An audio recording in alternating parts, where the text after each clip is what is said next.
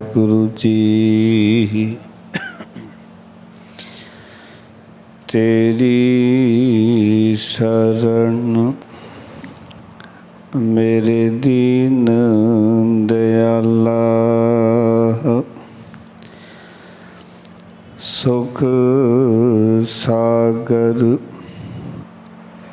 मेरे गुरु गोपाला,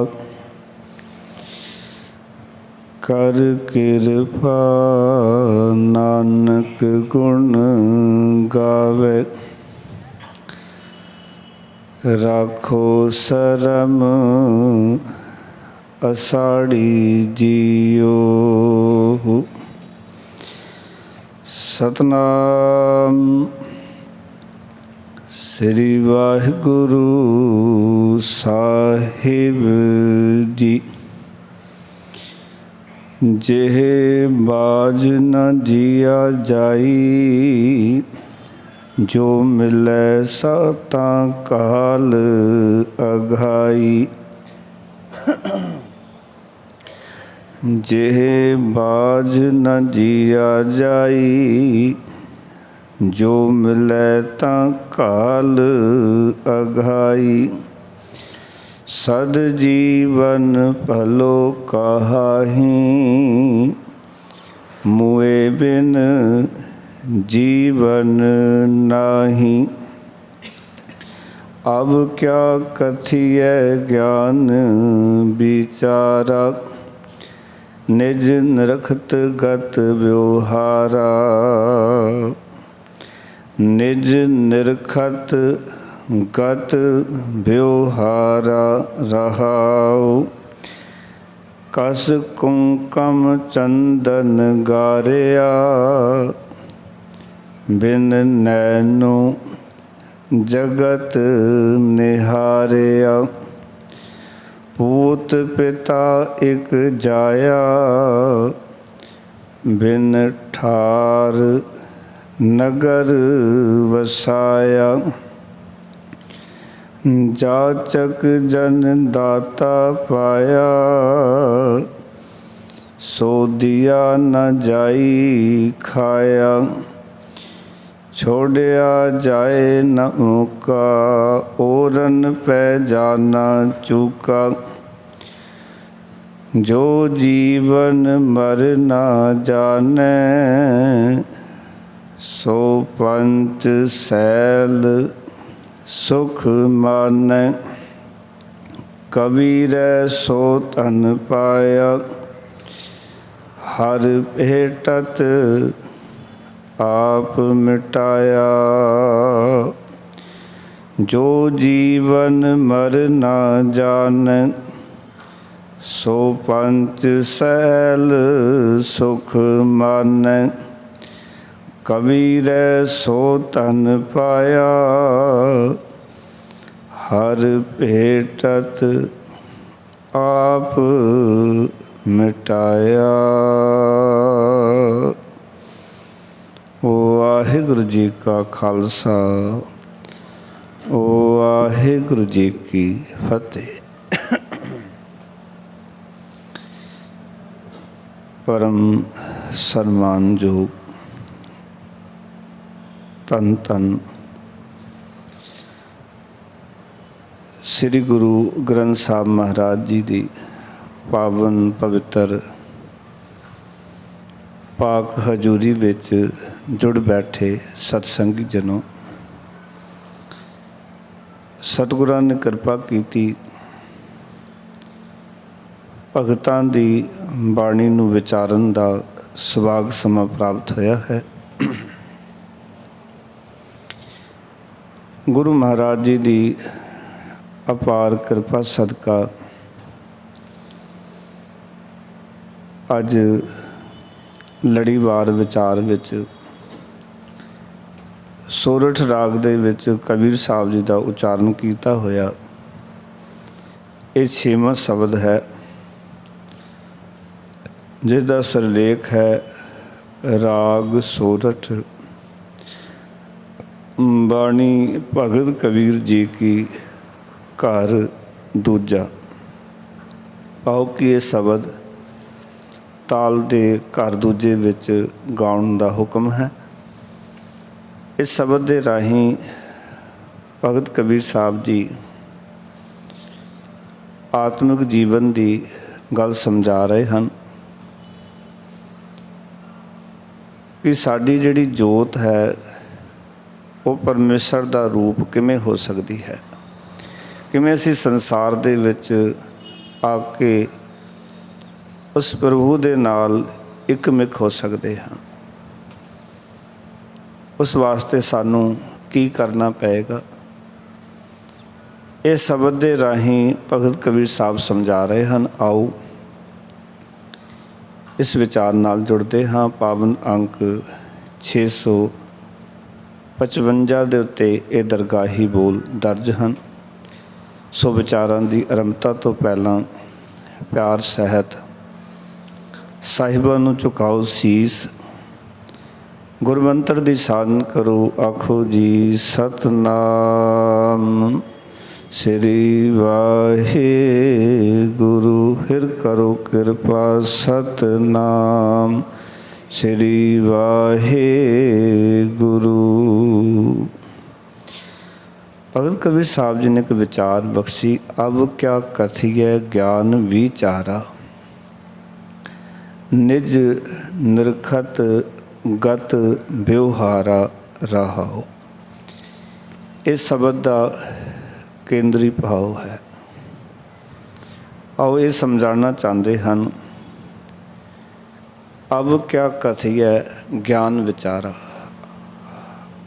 ਅਬ ਦਾ ਅਰਥ ਹੁੰਦਾ ਹੁਣ, ਕਿਆ ਦਾ ਅਰਥ ਹੁੰਦਾ ਕੀ, ਕਥੀਐ ਦਾ ਅਰਥ ਹੁੰਦਾ ਹੈ ਬਿਆਨ ਕਰਨਾ, ਗਿਆਨ ਦਾ ਅਰਥ ਹੈ ਗਿਆਨ, ਵਿਚਾਰਾਂ ਦਾ ਅਰਥ ਹੈ ਵਿਚਾਰ। ਆਓ ਇਹ ਗੱਲ ਸਮਝਾਉਣ ਲੱਗੇ। ਜਦੋਂ ਉਸ ਸਦਾ ਜੀਵਨ ਦੀ ਸਮਝ ਪੈ ਜਾਂਦੀ ਹੈ, ਜਿਹੜਾ ਕਿ ਸਦ ਜੀਵਨ ਹੈ, ਜਿਹੜਾ ਭਲਾ ਜੀਵਨ ਹੈ, ਚੰਗਾ ਜੀਵਨ ਹੈ, ਕਹਿੰਦੇ ਫਿਰ ਉਸਦੇ ਬਿਆਨ ਕਰਨ ਦੀ ਲੋੜ ਨਹੀਂ ਰਹਿੰਦੀ। ਭਾਵ ਕਿ ਜਦੋਂ ਜੀਵਨ ਦੀ ਸਮਝ ਆ ਗਈ ਕਿ ਭਲਾ ਜੀਵਨ ਕਿੱਦਾਂ ਦਾ ਹੁੰਦਾ ਹੈ, ਚੰਗਾ ਜੀਵਨ ਕਿੱਦਾਂ ਦਾ ਹੁੰਦਾ ਹੈ, ਫਿਰ ਕਹਿੰਦੇ ਇਹ ਗੱਲ ਕਥਨ ਕਰਨ ਦੀ ਲੋੜ ਨਹੀਂ ਹੈ। ਅਬ ਕਿਆ ਕਥੀਐ ਗਿਆਨ ਵਿਚਾਰਾ। ਪਾਓ ਜਦੋਂ ਉਸ ਸਦ ਜੀਵਨ ਦੇ ਗਿਆਨ ਨੂੰ ਵਿਚਾਰ ਲਿਆ, ਜਦੋਂ ਉਂਝ ਅਟਲ ਜੀਵਨ ਦੀ ਸਮਝ ਪੈ ਗਈ ਕਿ ਅਟਲ ਜੀਵਨ ਕੀ ਹੈ, ਫਿਰ ਕਹਿੰਦੇ ਨੇ ਫਿਰ ਇਸ ਦੀ ਵਿਚਾਰ ਦੀ ਵੀ ਲੋੜ ਨਹੀਂ ਹੈ। ਕਿਉਂਕਿ ਵਿਚਾਰਨਾ ਉਸ ਵਾਸਤੇ ਕਿ ਸਾਨੂੰ ਸਦ ਜੀਵਨ ਦੀ, ਭਲੇ ਜੀਵਨ ਦੀ ਪ੍ਰਾਪਤੀ ਹੋ ਜਾਏ, ਸਾਨੂੰ ਅਟਲ ਜੀਵਨ ਪ੍ਰਾਪਤ ਹੋ ਜਾਏ। ਅਟਲ ਜੀਵਨ ਕੀ ਹੁੰਦਾ? ਜਿਵੇਂ ਭਗਤ ਰੂਹ ਦਾ ਜੀਵਨ ਹੈ, ਜਿਵੇਂ ਪ੍ਰਹਲਾਦ ਦਾ ਜੀਵਨ ਹੈ, ਭਗਤ ਕਬੀਰ ਸਾਹਿਬ ਜੀ ਦਾ ਜੀਵਨ ਹੈ। ਇਹ ਜਿਤਨੇ ਵੀ ਅਸੀਂ ਜੀਵਨ ਭਗਤਾਂ ਦੇ, ਰੱਬ ਦੇ ਪਿਆਰਿਆਂ ਦੇ ਜੀਵਨ ਵੇਖਦੇ ਨੇ, ਇਹ ਅਟਲ ਜੀਵਨ ਨੇ। ਭਾਵੇਂ ਉਹ ਸੰਸਾਰ ਤੋਂ ਚਲੇ ਗਏ, ਪਰ ਉਹਨਾਂ ਦੀ ਗੱਲ ਅੱਜ ਵੀ ਸੰਸਾਰ ਦੇ ਵਿੱਚ ਚੱਲਦੀ ਹੈ। ਉਹ ਮਰਨ ਤੋਂ ਬਾਅਦ ਵੀ ਮਰੇ ਨਹੀਂ ਹਨ। ਸਰੀਰ ਦਾ ਚੋਲਾ ਤਿਆਗ ਦਿੱਤਾ, ਪਰ ਉਹਨਾਂ ਦੀ ਵਿਚਾਰਧਾਰਾ, ਉਹਨਾਂ ਦੀ ਜੀਵਨ ਜਾਚ, ਉਹਨਾਂ ਦਾ ਜੀਵਨ ਕਰਤਾਰ ਹਰ ਥਾਂ 'ਤੇ ਸਮਾਂ ਸਿਰ ਪਰਚੋਲਿਆ ਜਾਂਦਾ ਹੈ, ਵਿਚਾਰਿਆ ਜਾਂਦਾ ਹੈ, ਉਹਨਾਂ ਦੀ ਵਿਚਾਰ ਕੀਤੀ ਜਾਂਦੀ ਹੈ। ਇਸ ਨੂੰ ਕਹਿੰਦੇ ਨੇ ਸਦ ਜੀਵਨ, ਭਲਾ ਜੀਵਨ,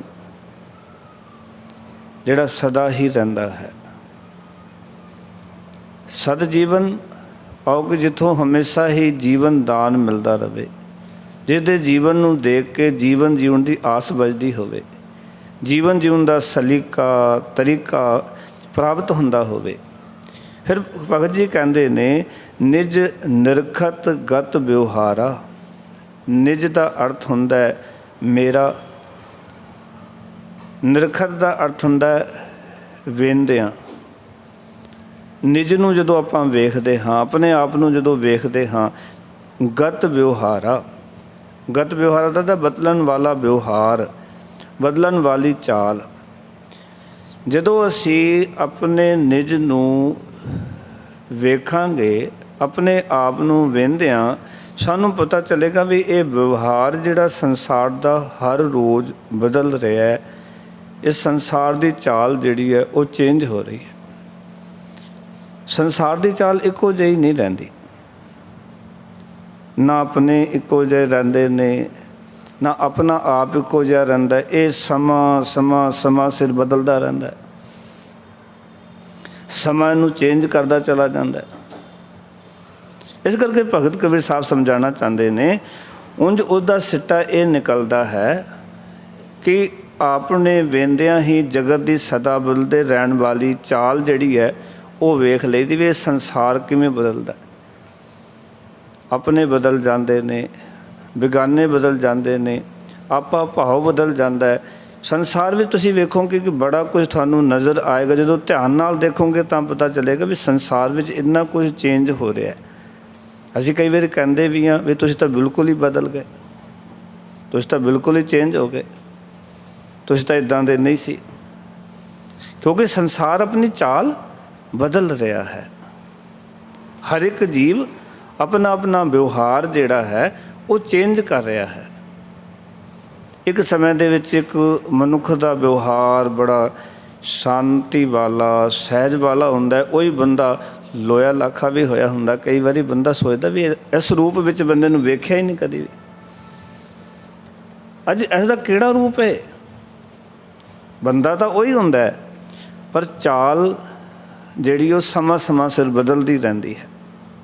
इस करके भगत जी कहते ने, कहते ये वेख लईदा है कि जगत सदा बदल रहा है, पर आपा भाव मिटाया मिलिया होया जीवन अटल रहिंदा। भी जे आपा भाव मिटा लईए, अपनी मैं नूं मुका लईए और मैं नूं मुका के जिहड़ा जीवन मिलता है गुरसिखो वो जीवन सदा अटल रहिंदा है।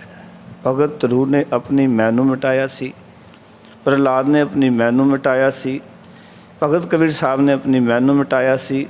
जिन्हां ने अपने आपा भाव नूं गवा लिया।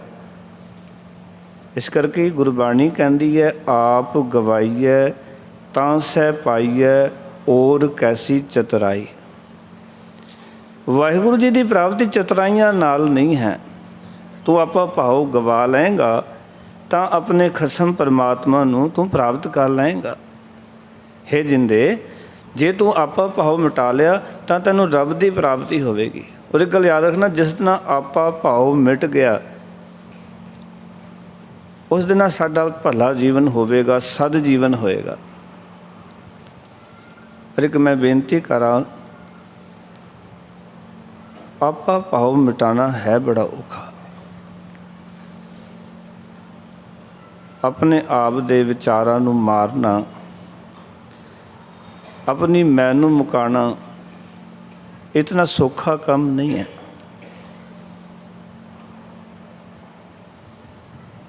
मनुख चाहुंदा ये है कि जिहड़ा सामने वाला है ये अपनी मैं नूं मुका ले, आपा भाव छड्ड देवे, अपना हंकार छड्ड देवे। मैं क्यों छड्डां? आपां अक्सर समाज ते देखते हैं, बंदा कहंदा तूं छड्ड, तू अपनी जिद छड्ड, तू अपनी मनमर्जी छड्ड, तू अपने ये गलत काम छड्ड। आप भी बंदा गलत काम कर रहा हुंदा पर अपने गलत कामां नूं छड्डण वास्ते तैयार नहीं हुंदा। अपने आप नूं इस वास्ते लाण वास्ते ये तैयार नहीं, ये गल कबूल नहीं करता मनुख कि मेरे विच भी मैं है और पूरी जिंदगी मैं दे आसरे जींदा है। इस करके भगत जी जिहड़ी विचार सानू समझाना चाहते ने वो ये समझा रहे ने कि जगत की चाल बदल रही है, सारा संसार बदल रहा है। जे कुछ नहीं बदलता तो वो जीवन है जिहड़ा रब नाल जुड़ गया है, जब प्रभु नहीं बदलता। नहीं तो इत्थे तो रब सच चला है, रब निस चला है। निस दा अर्थ दिन। कहते ने सूरज दिन च चलता है, निस सस चला है, रात दे विच चंद्रमा चलता है, तार का लख पलोए सारे तारे चल रहे ने, मगर कहते मुकाम ओही एक नानका सच बुकोए। जे कोई चलायमान चीज़ नहीं, जे कोई चीज़ नहीं बदल रही तो वो अकाल पुरख वाहिगुरु है। ਬਾਕੀ ਸਾਰੀਆਂ ਚੀਜ਼ਾਂ ਸੰਸਾਰ 'ਚ ਬਦਲ ਰਹੀਆਂ ਨੇ, ਚੇਂਜ ਹੋ ਰਹੀਆਂ ਨੇ, ਪਰ ਜੇ ਆਪਾਂ ਭਾਵ ਮਿਟਾ ਕੇ ਆਪਣੇ ਜੀਵਨ ਨੂੰ ਉੱਦਾਂ ਦਾ ਬਣਾ ਲਈਏ ਫਿਰ ਉਸ ਜੀਵਨ 'ਚ ਕੋਈ ਬਦਲਾਅ ਨਹੀਂ ਆਉਂਦਾ, ਉਹ ਅਮਰ ਜੀਵਨ ਹੋ ਜਾਂਦਾ ਹੈ। ਫਿਰ ਭਗਤ ਜੀ ਸਾਨੂੰ ਸਮਝਾਉਣ ਲੱਗੇ, ਕਹਿੰਦੇ ਜੇ ਬਾਜ ਨਾ ਜੀਆ ਜਾਈ, ਜੋ ਮਿਲੈ ਤਾਂ ਕਾਲ ਅਗਾਈ। ਆਖਣ ਲੱਗੇ ਜਿਸ ਸਦਾ ਥਿਰ ਰਹਿਣ ਵਾਲੇ ਆਤਮਿਕ ਜੀਵਨ ਤੋਂ ਬਿਨਾਂ ਜੀਵਿਆ ਹੀ ਨਹੀਂ ਜਾ ਸਕਦਾ। ਅਸਲ ਵਿੱਚ ਮਾਫ ਕਰਨਾ, ਜੇ ਆਪਾਂ ਸੰਸਾਰ ਦੇ ਵਿੱਚ ਜੀਵਨ ਸਮਝਾਂਗੇ ਤਾਂ ਜੀਵਨ ਉਸਦਾ ਹੈ ਜਿਸ ਨੇ ਕਿ ਆਪਾ ਭਾਵ ਮਿਟਾ ਲਿਆ ਹੈ। ਆਪਾ ਭਾਵ ਮਿਟਾਉਣ ਤੋਂ ਬਿਨਾਂ ਜੋ ਅਸੀਂ ਜੀ ਰਹੇ ਹਾਂ ਉਸ ਨੂੰ ਗੁਰੂ ਨਾਨਕ ਜੀ ਨੇ ਜੀਵਨ ਨਹੀਂ ਮੰਨਿਆ। ਇੱਥੇ ਤਾਂ ਸੋ ਜੀਵਿਆ ਜਿਸ ਮਨ ਵਸਿਆ ਸੋਏ, ਨਾਨਕ ਅਵਰ ਨ ਜੀਵੈ ਕੋਇ। ਮਾਰਗ ਨੇ ਜੇ ਜੀਵੈ ਪਤ ਲੱਥੀ ਜਾਏ, ਸਭ ਹਰਾਮ ਜੇਥਾ ਕਿਛ ਖਾਏ। ਅਤੇ ਮਹਾਰਾਜ ਕਹਿੰਦੇ ਉਹ ਜੀਵ ਹੈ ਜਿਹਦੇ ਮਨ ਵਿੱਚ ਪਰਮਾਤਮਾ ਵਸਿਆ। ਇਸ ਕਰਕੇ ਗੁਰੂ ਸਾਹਿਬ ਜੀ ਨੇ ਜੀਵਨ ਉਸ ਨੂੰ ਮੰਨਿਆ ਕਿ ਜਿਸ ਦੇ ਅੰਦਰ ਰੱਬ ਦੀ ਯਾਦ ਹੈ। ਜਿਹਦੇ ਅੰਦਰ ਰੱਬ ਦੀ ਯਾਦ ਨਹੀਂ, ਰੱਬ ਦਾ ਸਿਮਰਨ ਨਹੀਂ, ਉਸਦੀ ਬੰਦਗੀ ਨਹੀਂ, ਉਸਦੇ ਕੋਲ ਜੀਵਨ ਨਹੀਂ। ਉਹ ਆਤਮਿਕ ਤੌਰ ਤੋਂ ਮਰਿਆ ਹੋਇਆ ਮਨੁੱਖ ਹੈ, ਡੈਡ ਬੋਡੀ ਹੈ। ਉਹ ਬਸ ਘੁੰਮਦੀ ਇੱਕ ਲਾਸ਼ ਹੁੰਦੀ ਹੈ ਨਾ, ਉਹ ਕਬਰ 'ਚ ਦਫਨਾਈ ਜਾਂਦੀ ਹੈ, ਸਾੜ ਦਿੱਤੀ ਜਾਂਦੀ, ਉਹ ਫਿਰ ਹਲਦੀ ਫੁਲਦੀ ਨਹੀਂ। ਪਰ ਜਿਹੜਾ ਜੀਵਨ ਦੇ ਵਿੱਚ ਪਰਮਾਤਮਾ ਦੀ ਯਾਦ ਨਹੀਂ, ਉਹ ਵੀ ਇੱਕ ਮ੍ਰਿਤਕ ਸਰੀਰ, ਇੱਕ ਲੋਥ ਹੈ, ਬਸ ਚਲਦੀ ਫਿਰਦੀ ਮ੍ਰਿਤਕ ਲੋਥ ਹੈ, ਤੁਰਦੀ ਫਿਰਦੀ ਹੈ ਉਹ, ਪਰ ਹੈ ਮਰੀ ਹੋਈ, ਕਿਉਂਕਿ ਉਸ ਦੇ ਅੰਦਰ ਆਤਮਿਕ ਜੀਵਨ ਨਹੀਂ ਹੈ। ਭਗਤ ਜੀ ਕਹਿੰਦੇ ਨੇ ਜਿਸ ਸਦਾ ਸਥਿਰ ਰਹਿਣ ਵਾਲੇ ਆਤਮਿਕ ਜੀਵਨ ਤੋਂ ਬਿਨਾਂ ਜੀਵਿਆ ਹੀ ਨਹੀਂ ਜਾ ਸਕਦਾ। ਜੇ ਆਤਮਿਕ ਜੀਵਨ ਹੈ ਤਾਂ ਜੀ ਰਹੇ ਹਾਂ, ਨਹੀਂ ਤਾਂ ਗੁਰੂ ਨਾਨਕ ਪਾਤਸ਼ਾਹ ਨੇ ਆਖਿਆ ਆਖਾਂ ਜੀਵਾਂ ਵਿਸਰੈ ਮਰ ਜਾਉ। ਆਖਦਾ ਹਾਂ ਤਾਂ ਆਤਮਿਕ ਜੀਵਨ ਜਿਉਂਦਾ ਹਾਂ, ਜੇ ਵਾਹਿਗੁਰੂ ਜੀ ਭੁੱਲ ਜਾਂਦੇ ਹਨ ਤਾਂ ਮੇਰੀ ਆਤਮਿਕ ਮੌਤ ਹੋ ਜਾਂਦੀ ਹੈ, ਮੈਂ ਅੰਦਰੋਂ ਮਰ ਜਾਂਦਾ ਹਾਂ। ਇਸ ਕਰਕੇ ਗੁਰਬਾਣੀ ਨੇ ਉਹਨਾਂ ਨੂੰ ਜੀਵਿਆ ਨਹੀਂ ਮੰਨਿਆ। ਇਸ ਕਰਕੇ ਗੁਰੂ ਨਾਨਕ ਪਾਤਸ਼ਾਹ ਜੀ ਨੇ ਜਿਹੜਾ ਮਿਸ਼ਨ ਲਿਆ, ਔਰ ਉਸ ਮਿਸ਼ਨ ਦੇ ਵਿੱਚ ਜਿਹੜਾ ਵੀ ਉਸ ਮਿਸ਼ਨ ਦੇ ਵਿੱਚ ਜੁੜਨਾ ਚਾਹੁੰਦਾ ਸੀ, ਉਸ ਲਈ ਇੱਕ ਸ਼ਰਤ ਸੀ ਬਾਬਾ ਨਾਨਕ ਜੀ ਦੀ। ਕਹਿੰਦੇ ਜੋ ਤੋ ਪ੍ਰੇਮ ਖਿਲਨ ਕਾ ਚਾਓ, ਸਿਰਧਰ ਤਲੀ ਗਲੀ ਮੇਰੀ ਆਓ। ਇਤ ਮਾਰਗ ਪੈਰ ਧਰੀ ਜੈ, ਸਿਰ ਦੀਜੈ ਕਾਣ ਨਾ ਕੀਜੈ। ਇਸ ਮਾਰਗ 'ਤੇ ਤੁਰਨਾ ਤੇ ਤੈਨੂੰ ਸਿਰ ਭੇਟਾ ਕਰਨਾ ਪੈਣਾ। ਇੱਥੇ ਸਿਰ ਦਾ ਭਾਵ ਹੈ ਆਪਾ ਭਾਵ, ਆਪਣੀ ਮੈਂ, ਆਪਣਾ ਹੰਕਾਰ, ਆਪਣੀ ਹਉਮੈ, ਇਹ ਤੈਨੂੰ ਮੈਨੂੰ ਅਰਪਣ ਕਰਨੀ ਪੈਣੀ ਹੈ, ਤਾਂ ਤੂੰ ਇਸ ਮਾਰਗ ਦਾ ਧਾਰਨੀ ਹੋ ਸਕਦਾ ਹੈ। ਇੱਥੇ ਤਾਂ ਪਹਿਲਾ ਮਰਨ ਕਬੂਲ, ਜੀਵਨ ਕੀ ਛੜ ਆਸ, ਹੂੰ ਸਭਨਾ ਕੀ ਰੇਣੁਕਾ ਤੋ ਆਓ ਹਮਾਰੇ ਪਾਸ। ਸਾਡੇ ਕੋਲ ਤਾਂ ਹੀ ਆਏ ਜੇ ਤੂੰ ਪਹਿਲਾਂ ਮਰਨਾ ਕਬੂਲ ਕਰ ਲਵੇਂ, ਆਓ ਕਿ ਆਪਾ ਪਾਓ ਜਿਹੜਾ ਹੈ ਗਵਾਨਾ ਕਬੂਲ ਕਰ ਲਵੇਂ ਕਿ ਮੈਂ ਛੱਡਣ ਵਾਸਤੇ ਤਿਆਰ ਹਾਂ, ਮੈਂ ਤਿਆਗਣ ਵਾਸਤੇ ਤਿਆਰ ਹਾਂ। ਅਤੇ ਇਸ ਲਈ ਕੋਈ ਤਿਆਰ ਨਹੀਂ ਹੁੰਦਾ। ਮੈਨੂੰ ਤਿਆਗਣ ਵਾਸਤੇ, ਅਤੇ ਮੈਂ ਤਿਆਗਣ ਤੋਂ ਬਿਨਾਂ ਜੀਵਨ ਨਹੀਂ ਹੈ। ਫਿਰ ਕਹਿਣ ਲੱਗੇ ਜੋ ਮਿਲੈ ਤਾਂ ਕਾਲ ਅਗਾਈ।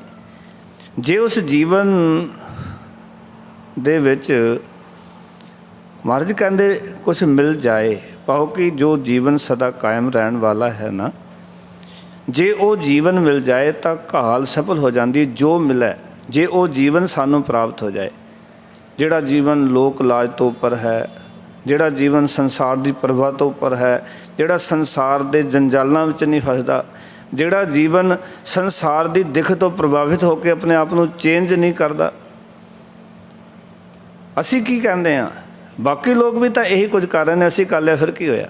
ਇਹਦਾ ਅਰਥ ਹੈ ਕਿ ਅਸੀਂ ਸਮਾਜ ਤੋਂ ਪ੍ਰਭਾਵਿਤ ਹਾਂ, ਲੋਕਾਂ ਤੋਂ ਪ੍ਰਭਾਵਿਤ ਹਾਂ, ਅਸੀਂ ਉਹਨਾਂ ਦੀ ਨਕਲ ਕਰਕੇ ਉੱਦਾਂ ਦੇ ਬਣਨਾ ਚਾਹੁੰਦੇ ਹਾਂ ਔਰ ਬਣ ਰਹੇ ਹਾਂ। ਸਿੱਖ ਦਾ ਜਿਹੜਾ ਜੀਵਨ ਹੈ ਨਾ, ਸਿੱਖ ਦੇ ਜੀਵਨ ਨੂੰ ਸੰਸਾਰ ਪ੍ਰਭਾਵਿਤ ਨਹੀਂ ਕਰ ਸਕਦਾ, ਖਾਲਸੇ ਦੇ ਜੀਵਨ ਨੂੰ ਸੰਸਾਰ ਪ੍ਰਭਾਵਿਤ ਨਹੀਂ ਕਰ ਸਕਦਾ। ਜੇ ਖਾਲਸੇ ਦਾ ਜੀਵਨ, ਸਿੱਖ ਦਾ ਜੀਵਨ ਵੀ ਪ੍ਰਭਾਵਿਤ ਹੋ ਰਿਹਾ, ਸਮਝ ਲਓ ਅਜੇ ਸਿੱਖੀ ਵਿੱਚ ਕੋਈ ਊਨਤਾਈ ਰਹਿ ਗਈ, ਉਹਦੇ ਜੀਵਨ ਕਮਾਈ 'ਚ ਕੋਈ ਅਜੇ ਕਮੀ ਰਹਿ ਗਈ, ਆਪਣੇ ਜੀਵਨ ਨੂੰ ਚੰਗੀ ਤਰ੍ਹਾਂ ਕਮਾ ਨਹੀਂ ਸਕਿਆ। ਫਿਰ ਗੱਲ ਨੂੰ ਸਮਝ ਲੈਣਾ, ਜੇ ਕਿਤੇ ਖਾਲਸਾ ਖਵਾਉਣ ਵਾਲਾ ਹੋਵੇ ਜਿਹੜਾ ਸਚਿਆਰ ਹੋਵੇ, ਕਿਉਂਕਿ ਸਚਿਆਰ ਦੀ ਤਾਂ ਪਹਿਚਾਣ ਹੈ, ਮਹਾਰਾਜ ਕਹਿੰਦੇ ਸਚਿਆਰ ਸਿੱਖ ਬੈਠੇ ਸਤਿਗੁਰ ਪਾਸ। ਸਚਿਆਰ ਸਿੱਖ ਤਾਂ ਰਹਿੰਦਾ ਆਪਣੇ ਸਤਿਗੁਰ ਦੇ ਕੋਲ ਹੈ। ਕੂੜਿਆਰ ਨਾ ਲੱਭਣੀ ਕਿਸੇ ਥਾਏ ਭਾਲੇ, ਜਿਹੜਾ ਕੂੜਿਆਰ ਹੈ ਉਹ ਤਾਂ ਗੁਰੂ ਕੋਲ ਬਹਿ ਹੀ ਨਹੀਂ ਸਕਦਾ, ਕਿਉਂਕਿ ਕੂੜਿਆਰੀ ਜਾਏ ਰਲੇ, ਸਚਿਆਰ ਸਿੱਖ ਬੈਠੇ ਸਤਿਗੁਰ ਪਾਸ। ਜਿਹਦਾ ਕੂੜ ਦੇ ਨਾਲ ਪਿਆਰ ਹੈ, ਮਾਫ਼ ਕਰਨਾ, ਉਸ ਦਾ ਸੰਗਤ ਵਿੱਚ ਬਹਿਣਾ ਬੜਾ ਮੁਸ਼ਕਿਲ ਹੈ। ਉਹ ਤਾਂ ਛੱਡ ਕੇ ਗੁਰੂ ਨੂੰ ਕੂੜ ਦੇ ਨਾਲ ਖੜੇਗਾ। ਇਸ ਕਰਕੇ ਬਹੁਤੇ ਲੋਕ ਜਿਹੜੇ ਕਹਿੰਦੇ ਨੇ ਸਾਡੇ ਕੋਲ ਸਮਾਂ ਨਹੀਂ ਸੰਗਤ ਵਿੱਚ ਬੈਠਣ ਦਾ, ਤੇ ਘਰ ਦੇ ਵੀ ਕੰਮ ਕਰਨੇ ਹੁੰਦੇ ਨੇ, ਵਧੀਆ ਗੱਲ ਹੈ, ਸਾਰਿਆਂ ਨੇ ਘਰ ਦੇ ਕੰਮ ਕਰਨੇ ਨੇ, ਘਰ ਵੀ ਕੰਮ ਨੇ, ਪਰ ਉਹਨਾਂ ਬੰਦਿਆਂ ਨੂੰ ਤੁਸੀਂ ਦੇਖ ਸਕਦੇ ਹੋ ਇੱਥੇ ਸੰਗਤ ਵਿੱਚ ਮੱਥਾ ਟੇਕ ਕੇ ਉੱਠ ਕੇ ਚਲੇ ਜਾਂਦੇ ਨੇ, ਬਾਹਰ ਖੜ੍ਹ ਕੇ ਘੰਟਾ ਵੀ ਗੱਲਾਂ ਕਰ ਲੈਣਗੇ, ਘੰਟਾ ਖੜਨ ਵਾਸਤੇ ਇਹਨਾਂ ਕੋਲ ਸਮਾਂ ਹੈਗਾ। ਤੁਸੀਂ ਹੁਣ ਵੀ ਜਿਹੜੇ ਉੱਠ ਕੇ ਗਏ ਨੇ, ਕਈਆਂ ਨੂੰ ਜਾ ਕੇ ਉੱਥੇ ਰਸਤੇ ਦੇਖ ਸਕਦੇ ਹੋ ਗੱਲਾਂ ਕਰਦੇ, ਉਸ ਤੱਕ ਹੀ ਮਾਫ਼ ਕਰਨਾ। ਇੱਥੇ ਬੈਠਣ ਵਾਸਤੇ ਸਮਾਂ ਨਹੀਂ ਸੀ, ਘਰ ਦੇ ਕੰਮ ਕਰਨੇ ਨੇ, ਦੁਕਾਨ ਚਲਾਉਣੀ ਹੈ, ਹੋਰ ਕਾਰਜ ਕਰਨੇ ਨੇ, ਔਰ ਉਹੀ ਬੰਦੇ ਘੰਟਾ ਘੰਟਾ ਲੋਕਾਂ ਦੀ ਨਿੰਦਾ, ਚੁਗਲੀ, ਮੇਰ ਤੇਰ, ਆਸੇ ਪਾਸੇ ਦੀਆਂ ਗੱਲਾਂ, ਕੀ ਚੱਲ ਰਿਹਾ ਜੀ, ਕੀ ਹੋ ਰਿਹਾ, ਉਸਦੇ ਵਿੱਚ ਬੜੀ ਰੁਚੀ ਨਾਲ ਉਹ ਗੱਲਾਂ ਸੁਣੀਆਂ ਜਾ ਰਹੀਆਂ, ਆਖੀਆਂ ਜਾ ਰਹੀਆਂ। ਇਸ ਦਾ ਅਰਥ ਹੈ ਕਿ ਤੂੰ ਸਚਿਆਰ ਨਹੀਂ ਬਣਨਾ ਚਾਹੁੰਦਾ, ਤੈਨੂੰ ਕੂੜਿਆਰ ਦੀ ਭਾਲ ਹੈ ਵੀ ਕੋਈ ਕੂੜਾ ਬੰਦਾ ਮਿਲੇ, ਆਪਣੇ ਕੂੜ ਦੀਆਂ ਗੱਲਾਂ ਉਸਦੇ ਨਾਲ ਆਪਾਂ ਸਾਂਝੀ ਕਰੀਏ, ਕਿਉਂਕਿ ਇੱਥੇ ਤਾਂ ਸਚਿਆਰ ਹੀ ਵਰਤਦਾ ਹੈ। ਗੁਰੂ ਦੀ ਸੰਗਤ ਵਿੱਚ ਤਾਂ ਸਚਿਆਰ ਦੀ ਗੱਲ ਹੋਣੀ ਹੈ, ਸੱਚੇ ਜੀਵਨ ਦੀ ਗੱਲ ਹੋਣੀ ਹੈ, ਅਧਿਆਤਮ ਦੀ ਗੱਲ ਹੋਣੀ ਹੈ। ਇਸ ਕਰਕੇ ਭਗਤ ਜੀ ਕਹਿਣ ਲੱਗੇ, ਕਹਿੰਦੇ ਜੇ ਉਹ ਜੀਵਨ ਮਿਲ ਜਾਏ ਜਿਹੜਾ ਸਚਿਆਰ ਹੈ ਤਾਂ ਕਹਾਲ ਸਫਲ ਹੋ ਜਾਂਦੀ ਹੈ। ਯਾਦ ਰੱਖਣਾ, ਤੁਸੀਂ ਇੱਥੇ ਆਉਂਦੇ ਹੋ, ਬਾਣੀ ਪੜ੍ਹਦੇ ਹੋ, ਸੇਵਾ ਕਰਦੇ ਹੋ, ਬਹੁਤ ਚੰਗੀ ਗੱਲ ਹੈ, ਪਰ ਇਹਨਾਂ ਸਾਰਿਆਂ ਦਾ ਸਿੱਟਾ ਹੋਣਾ ਚਾਹੀਦਾ, ਸਾਡਾ ਜੀਵਨ ਸਫਲ ਹੋ ਜਾਏ। ਇੱਕ ਵਾਰੀ ਉਚਾਰਨ ਕਰੋ ਸਤਿਨਾਮ, ਸਾਡੇ ਜੀਵਨ 'ਚੋਂ ਖੋਟ ਨਿਕਲ ਜਾਏ, ਅਸੀਂ ਖਾਲਸ ਹੋ ਜਾਈਏ। ਇੱਥੇ ਆਉਣ ਦਾ ਲਾਭ ਇਹੀ ਹੈ। ਇੱਕ ਬੱਚਾ ਸਕੂਲ 'ਚ ਜਾ ਰਿਹਾ, ਉੱਥੇ ਜਾਣ ਦਾ ਅਰਥ ਹੈ ਕਿ ਉਹ ਕੁਝ ਉੱਥੋਂ ਬਣ ਕੇ ਨਿਕਲੇ, ਪਰ ਜੇ ਉੱਥੇ ਜਾ ਕੇ ਉਹ ਜਿਸ ਤਰ੍ਹਾਂ ਗਿਆ ਔਰ ਕਈ ਸਾਲ ਉੱਥੇ ਲਾਏ, ਪਰ ਉਹ ਕੁਝ ਬਣ ਨਹੀਂ ਸਕਿਆ, ਉਹ ਰੋਡ ਜੋਗਾ ਹੀ ਰਹਿ ਗਿਆ, ਸੜਕਾਂ 'ਤੇ ਧੱਕੇ ਖਾਣ ਜੋਗਾ ਹੀ ਰਹਿ ਗਿਆ, ਫਿਰ ਸਮਝ ਲਓ ਕਿ ਉਸਨੇ ਆਪਣਾ ਸਮਾਂ ਵਿਅਰਥ ਕਰ ਦਿੱਤਾ, ਉੱਤੇ ਜਾ ਕੇ ਕੋਈ ਲਾਭ ਨਹੀਂ ਹੋਇਆ। ਇੱਕ ਵਿਦਵਾਨ ਨੇ ਬੜਾ ਸੋਹਣਾ ਲਿਖਿਆ, ਕਹਿੰਦੇ ਇਲਮ ਕੋ ਪੜ੍ਹ ਕੇ ਆਲਮ ਕਹਿਲਾਇਆ ਤੋ ਕਿਆ ਹੁਆ। ਇੱਕ ਬੰਦੇ ਨੇ ਇਲਮ ਪੜ੍ਹ ਲਿਆ ਅਤੇ ਆਲਮ ਫਾਜ਼ਿਲ ਕਹਿਲਾ ਲਿਆ, ਕਿਸੇ ਬੰਦੇ ਨੇ ਡਾਕਟਰੀ ਦੀ ਡਿਗਰੀ ਲੈ ਲਈ, ਡਾਕਟਰ ਅਖਵਾ ਲਿਆ। ਡਾਕਟਰ ਅਖਵਾਉਣ ਨਾਲ ਗੱਲ ਨਹੀਂ ਬਣਨੀ, ਉਹ ਤਾਂ ਪ੍ਰੈਕਟੀਕਲ ਹੋਣਾ ਚਾਹੀਦਾ ਕਿ ਕਿਸ ਰੋਗ ਦੇ ਵਿੱਚ ਕਿਹੜੀ ਦਵਾਈ ਦੇਣੀ ਹੈ। ਇਹ ਨਾ ਹੋਵੇ ਕਿ ਰੋਗ ਕੋਈ ਹੋਰ ਹੋਵੇ, ਦਵਾਈ ਕੋਈ ਹੋਰ ਦਿੰਦਾ ਫਿਰੇ। ਕਹਿੰਦਾ इलम को पढ़ के आलम कहलाया तो क्या हुआ, इलम को पढ़ के उस पर चलना ना आया तो क्या हुआ। कई बंदे इलम ਨੂੰ ਪੜ੍ਹ ਲੈਂਦੇ ਨੇ ਪਰ ਉਸ ਇਲਮ ਦੇ ਉੱਤੇ ਚੱਲਣਾ ਨਹੀਂ ਆਉਂਦਾ। ਡਾਕਟਰੀ ਕਰ ਲਈ, ਡਿਗਰੀ ਵੀ ਹੱਥ ਦੇ ਵਿੱਚ ਹੈ ਪਰ ਡਾਕਟਰੀ ਕਰਨੀ ਨਹੀਂ ਆ ਰਹੀ। ਇੰਜੀਨੀਅਰ ਦਾ ਕੋਰਸ ਕਰ ਲਿਆ ਪਰ ਉਸ ਦੇ ਬਾਰੇ ਗਿਆਨ ਹੀ ਹਾਸਲ ਨਹੀਂ ਹੋਇਆ। ਸਾਇੰਸ ਪੜ੍ਹ ਲਈ ਪਰ ਉਸ ਨੂੰ ਸਾਇੰਸ ਦਾ ਰੱਤਾ ਭਰ ਵੀ ਸੋਝੀ ਨਹੀਂ, ਪ੍ਰੈਕਟੀਕਲ ਕੋਈ ਨਹੀਂ। ਉਸ ਨੂੰ ਕੋਈ ਫਾਰਮੂਲਾ ਪੁੱਛ ਲਿਆ ਜਾਏ ਕਿ CO2 ਕੀ ਹੁੰਦਾ ਹੈ, HO2 ਕਿਵੇਂ ਤਿਆਰ ਹੁੰਦੀ ਹੈ, ਜੇ ਉਹਨੂੰ ਫਾਰਮੂਲਾ ਹੀ ਨਹੀਂ ਪਤਾ ਤਾਂ ਉਸਦੀ ਪੜ੍ਹਾਈ ਦਾ ਕੀ ਲਾਭ ਹੋਇਆ। ਉਹ ਵਿਦਵਾਨ ਕਹਿੰਦਾ ਇਲਮ ਕੋ ਪੜ੍ਹ ਕੇ ਆਲਮ कहलाया तो क्या हुआ, इलम को पढ़ के उस पर चलना न आया तो क्या हुआ। कहता इलम को पढ़ना और पढ़ाना इसी में है कि उस पर अमल करे, वरना यूं ही वक्त गवाया तो क्या हुआ। इलम ਨੂੰ ਪੜ੍ਹਨਾ ਅਤੇ ਦੂਜੇ ਨੂੰ ਪੜ੍ਹਾਉਣਾ, ਇਹ ਕਿ ਉਹਦੇ 'ਤੇ ਅਮਲ ਕੀਤਾ ਜਾਏ, ਵਰਨਾ ਆਪਣਾ ਵਕਤ ਜਾਇਆ ਕਰਨ ਤੋਂ ਕੋਈ ਲਾਭ ਪ੍ਰਾਪਤ ਨਹੀਂ ਹੋਣਾ, ਵਕਤ ਹੀ ਜਾਇਆ ਕੀਤਾ। ਭਗਤ ਕਬੀਰ ਸਾਹਿਬ ਜੀ ਕਹਿੰਦੇ ਨੇ, ਕਹਿੰਦੇ ਜੇ ਸਾਡੀ ਘਾਲ ਕਮਾਈ ਸਫਲੀ ਤਾਂ ਹੈ ਜੇ ਸਾਨੂੰ ਉਹ ਆਤਮਿਕ ਜੀਵਨ ਮਿਲ ਜਾਏ ਜਿਹੜਾ ਜੀਵਨ ਲੈਣ ਵਾਸਤੇ ਅਸੀਂ ਗੁਰੂ ਦੇ ਦਰ 'ਤੇ ਆਉਂਦੇ ਹਾਂ। ਫਿਰ ਮਹਾਰਾਜ ਕਹਿੰਦੇ ਸਦ ਜੀਵਨ ਭਲੋ ਕਹਾਹੀ, ਕਹਿੰਦੇ ਜੋ ਜੀਵਨ ਸਦਾ ਕਾਇਮ ਰਹਿਣ ਵਾਲਾ ਹੈ, ਜਿਸ ਨੂੰ ਲੋਕ ਸੋਹਣਾ ਜੀਵਨ ਆਖਦੇ ਹਨ। ਜਿਹੜਾ ਜੀਵਨ ਭਗਤਾਂ ਕੋਲ ਹੈ ਨਾ, ਜਿਹੜਾ ਜੀਵਨ ਸਿੱਖਾਂ ਕੋਲ ਸੀ, ਦੇਖੋ ਨਾ ਅੱਜ ਜਿਹੜੇ ਵੀ ਸਿੱਖ ਨੇ ਉਸ ਜੀਵਨ ਨੂੰ ਜੀਵਿਆ, ਅੱਜ ਅਰਦਾਸ ਦੇ ਵਿੱਚ ਅਸੀਂ ਉਹਨਾਂ ਦਾ ਨਾਮ ਲੈਂਦੇ ਹਾਂ। ਅੱਜ ਵੀ ਜਿਹੜੇ ਸਿੱਖ ਉਸ ਦਾ ਜੀਵਨ ਜੀ ਕੇ ਜਾ ਰਹੇ ਨੇ, ਉਹ ਵੀ ਅਰਦਾਸ ਦੇ ਵਿੱਚ ਐਡ ਹੋ ਰਹੇ ਨੇ। ਜਦੋਂ ਤੁਸੀਂ ਇਹ ਕਹਿੰਦੇ ਹੋ ਕਿ ਜਿਨ੍ਹਾਂ ਸਿੰਘਣੀਆਂ ਨੇ ਧਰਮ ਹੇਠ ਸੀਸ ਦਿੱਤੇ, ਬੰਦ ਬੰਦ ਕਟਾਏ, ਖੋਪੜੀਆਂ ਲਵਾਈਆਂ, ਚਰਖਿਆਂ 'ਤੇ ਚੜੇ, ਆਰੇ ਨਾਲ ਚਰਾਏ ਗਏ, ਗੁਰਦੁਆਰਿਆਂ ਦੀ ਸੇਵਾ ਲਈ ਕੁਰਬਾਨੀਆਂ ਕੀਤੀਆਂ, ਧਰਮ ਨਹੀਂ ਹਾਰਿਆ। ਜਿਨ੍ਹਾਂ ਨੇ ਧਰਮ ਨਹੀਂ ਹਾਰਿਆ, ਜਿਨ੍ਹਾਂ ਨੇ ਅੱਜ ਵੀ ਧਰਮ ਆਪਣਾ ਨਹੀਂ ਤਿਆਗਿਆ, ਧਰਮ ਨਹੀਂ ਹਾਰਿਆ, ਸਿੱਖੀ ਕੇਸਾਂ ਸਵਾਸਾਂ ਨਾਲ ਨਿਭਾਈ, ਜਿਨ੍ਹਾਂ ਨੇ ਸਿੱਖੀ ਨੂੰ ਕੇਸਾਂ ਅਤੇ ਸਵਾਸਾਂ ਨਾਲ ਨਿਭਾਇਆ, ਅਤੇ ਆਪਾਂ ਕੀ ਕਹਿੰਦੇ ਹਾਂ ਕਿ ਤਿੰਨਾਂ ਦੀ ਕਮਾਈ ਦਾ ਧਨ ਧਰ ਕੇ ਖਾਲਸਾ ਜੀ ਬੋਲੋ ਜੀ ਵਾਹਿਗੁਰੂ। ਕਿਉਂ ਕਹਿ ਰਹੇ ਹਾਂ? ਕਿਉਂਕਿ ਉਹ ਉਸ ਜੀਵਨ ਦੇ ਹੱਕਦਾਰ ਨੇ। ਅਸੀਂ ਉਹਨਾਂ ਦਾ ਸਹਾਰਾ ਲੈਂਦੇ ਹਾਂ, ਭਾਵੇਂ ਅਜੋਕੇ ਸਿੱਖ ਹੋਣ, ਭਾਵੇਂ ਪੁਰਾਤਨ ਸਿੱਖ ਹੋਣ, ਜਿਨ੍ਹਾਂ ਨੇ ਸਿੱਖੀ ਕੇਸਾਂ ਸਵਾਸਾਂ ਨਾਲ ਨਿਭਾਈ, ਜਿਨ੍ਹਾਂ ਨੇ ਧਰਮ ਨਹੀਂ ਹਾਰਿਆ, ਗੁਰੂ ਦੇ ਵਾਸਤੇ ਜਿਨ੍ਹਾਂ ਨੇ ਕੁਰਬਾਨੀਆਂ ਕੀਤੀਆਂ। ਕੁਰਬਾਨੀ ਇਕੱਲੀ ਇਹ ਨਹੀਂ ਕਿ ਗਲਾ ਕਟਾ ਲੈਣਾ, ਬੰਦ ਬੰਦ ਕਟਾ ਲੈਣੇ। ਕੁਰਬਾਨੀ ਇਹ ਵੀ ਹੈ ਕਿ ਗੁਰੂ ਵਾਸਤੇ ਆਪਣੇ ਆਪ ਨੂੰ ਹਰ ਵੇਲੇ ਹਾਜ਼ਰ ਰੱਖਣਾ, ਗੁਰੂ ਦੀ ਸੇਵਾ ਵਾਸਤੇ ਵੀ ਮੈਂ ਗੁਰੂ ਦੀ ਸੇਵਾ ਲਈ ਤਤਪਰ ਹਾਂ, ਗੁਰੂ ਦੀ ਸੇਵਾ ਵਾਸਤੇ ਹਾਜ਼ਰ ਹਾਂ, ਦੱਸੋ ਤਾਂ ਸਹੀ ਮੈਨੂੰ ਗੁਰੂ ਦੀ ਕੀ ਸੇਵਾ। ਇਹ ਵੀ ਕੁਰਬਾਨੀ ਹੈ। ਇਹ ਵੀ ਸਾਰੇ ਕਿੱਥੇ ਕਰਦੇ ਨੇ? ਕਿਸੇ ਨੂੰ ਕੋਈ ਸੇਵਾ ਕਹੋ ਨਾ, ਤੁਸੀਂ ਦੇਖੋ ਕਿ ਉਸ ਬੰਦੇ ਨੂੰ ਕਹੋ ਕਿ ਇਹ ਕੰਮ ਕਰ। ਮੈਂ ਕਈ ਵਾਰੀ ਬੇਨਤੀ ਕਰਦਾ ਹਾਂ ਕਿ ਗੁਰਦੁਆਰਿਆਂ ਦੇ ਵਿੱਚ ਦੇਖੀਦਾ, ਕਈ ਵਾਰੀ ਕਿਸੇ ਨੂੰ ਕਹੋ ਕਿ ਪੱਖਾ ਚਲਾ ਕੇ ਆ, ਅਤੇ ਉਹ ਬੰਦਾ ਅੱਗੇ ਤੋਂ ਅੱਗੇ ਕਹਿ ਦਿੰਦਾ ਹੈ। ਉਸਨੇ ਅਗਲੇ ਵਾਲੇ ਨੂੰ ਆਖਿਆ, ਅਗਲੇ ਵਾਲੇ ਨੂੰ ਉਸ ਤੋਂ ਅਗਲੇ ਵਾਲੇ ਨੂੰ ਆਖਿਆ, ਉਸ ਤੋਂ ਚੌਥੇ ਨੂੰ ਕਹਿ ਦਿੱਤਾ। ਇੱਕ ਪੱਖਾ ਚਲਾਉਣਾ ਸੀ ਪਰ ਉਹ ਆਪ ਨਹੀਂ ਕੀਤਾ।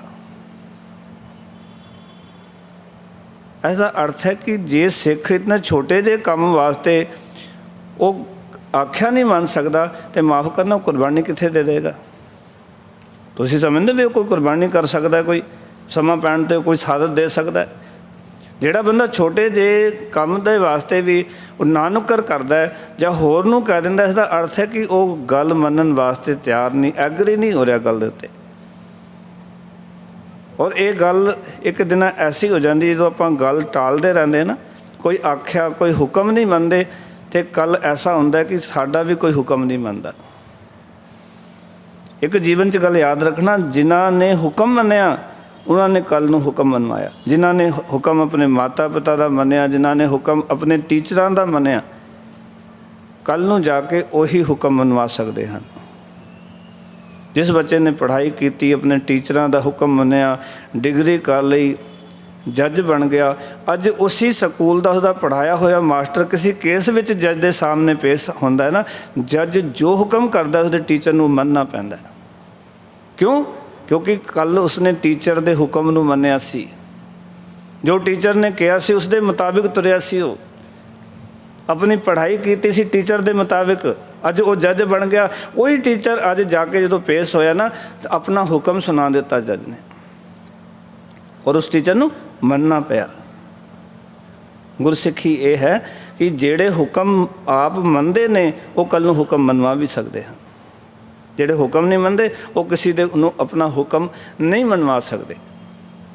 ਇਸ ਕਰਕੇ ਭਗਤ ਕਬੀਰ ਸਾਹਿਬ ਜੀ ਕਹਿੰਦੇ ਨੇ, ਜਦੋਂ ਇਹ ਜੀਵਨ ਕਰਤਾਰ ਹਾਸਲ ਹੋ ਜਾਂਦਾ ਹੈ, ਸਦ ਜੀਵਨ ਭਲੋ ਕਹਾਈ, ਕਹਿੰਦੇ ਜੋ ਸਦਾ ਕਾਇਮ ਰਹਿਣ ਵਾਲਾ ਹੈ, ਅਤੇ ਜਿਸ ਨੂੰ ਸੰਸਾਰ ਦੇ ਲੋਕ ਸੋਹਣਾ ਜੀਵਨ ਕਹਿੰਦੇ ਨੇ, ਭਲਾ ਜੀਵਨ ਕਹਿੰਦੇ ਨੇ, ਜਿਹਨੂੰ ਕਹਿੰਦੇ ਇਹ ਇੱਕ ਚੰਗਾ ਜੀਵਨ ਜੀ ਰਿਹਾ ਹੈ, ਜਿਸ ਨੂੰ ਇਹ ਡਿਗਰੀ ਹਾਸਲ ਹੁੰਦੀ ਹੈ, ਇਹ ਭਲੇ ਬੱਚੇ ਨੇ, ਇਹ ਚੰਗੇ ਮਾਂ ਪਿਓ ਦੀ ਸੰਤਾਨ ਹੈ, ਜਿਹਨੂੰ ਲੋਕ ਚੰਗਾ ਕਹਿਣ ਲੱਗ ਪੈਂਦੇ। ਕਿਉਂ? ਕਿਉਂਕਿ ਉਹਨਾਂ ਨੇ ਕਿਰਦਾਰ ਨੂੰ ਕਰ ਲਿਆ, ਆਪਾ ਭਾਵ ਗਵਾ ਕੇ ਨਾ ਗੁਰੂ ਦੀ ਸੇਵਾ 'ਚ ਲੱਗ ਗਏ, ਸਮਾਜ ਦੀ ਸੇਵਾ 'ਚ ਲੱਗ ਗਏ, ਉਹਨਾਂ ਨੇ ਆਪਣੀ ਮੈਂ ਨੂੰ ਤਿਆਗ ਦਿੱਤਾ।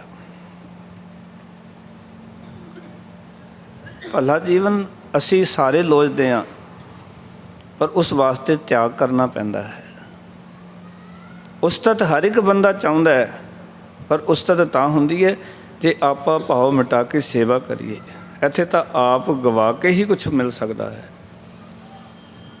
ਜਿਹੜੇ ਬਚਨ ਤੁਸੀਂ ਪੜ੍ਹਦੇ ਹੋ ਨਾ, ਗੁਰ ਕੈ ਗ੍ਰਹਿ ਸੇਵਕ ਜੋ ਰਹਿ, ਗੁਰੂ ਕੀ ਆਗਿਆ ਮਨ ਮੈਂ ਸਹਿ। ਗੁਰੂ ਦੀ ਆਗਿਆ ਨੂੰ ਸਿੱਖ ਮਨ ਵਿੱਚ ਸਹਿਵੇ, ਮਨ ਦੇ ਪੱਧਰ 'ਤੇ ਗੁਰੂ ਦੀ ਗੱਲ ਨੂੰ ਸੁਣੇ। ਫਿਰ ਮਹਾਰਾਜ ਕਹਿਣ ਲੱਗੇ ਮੂਏ ਬਿਨ ਜੀਵਨ ਨਾਹੀ।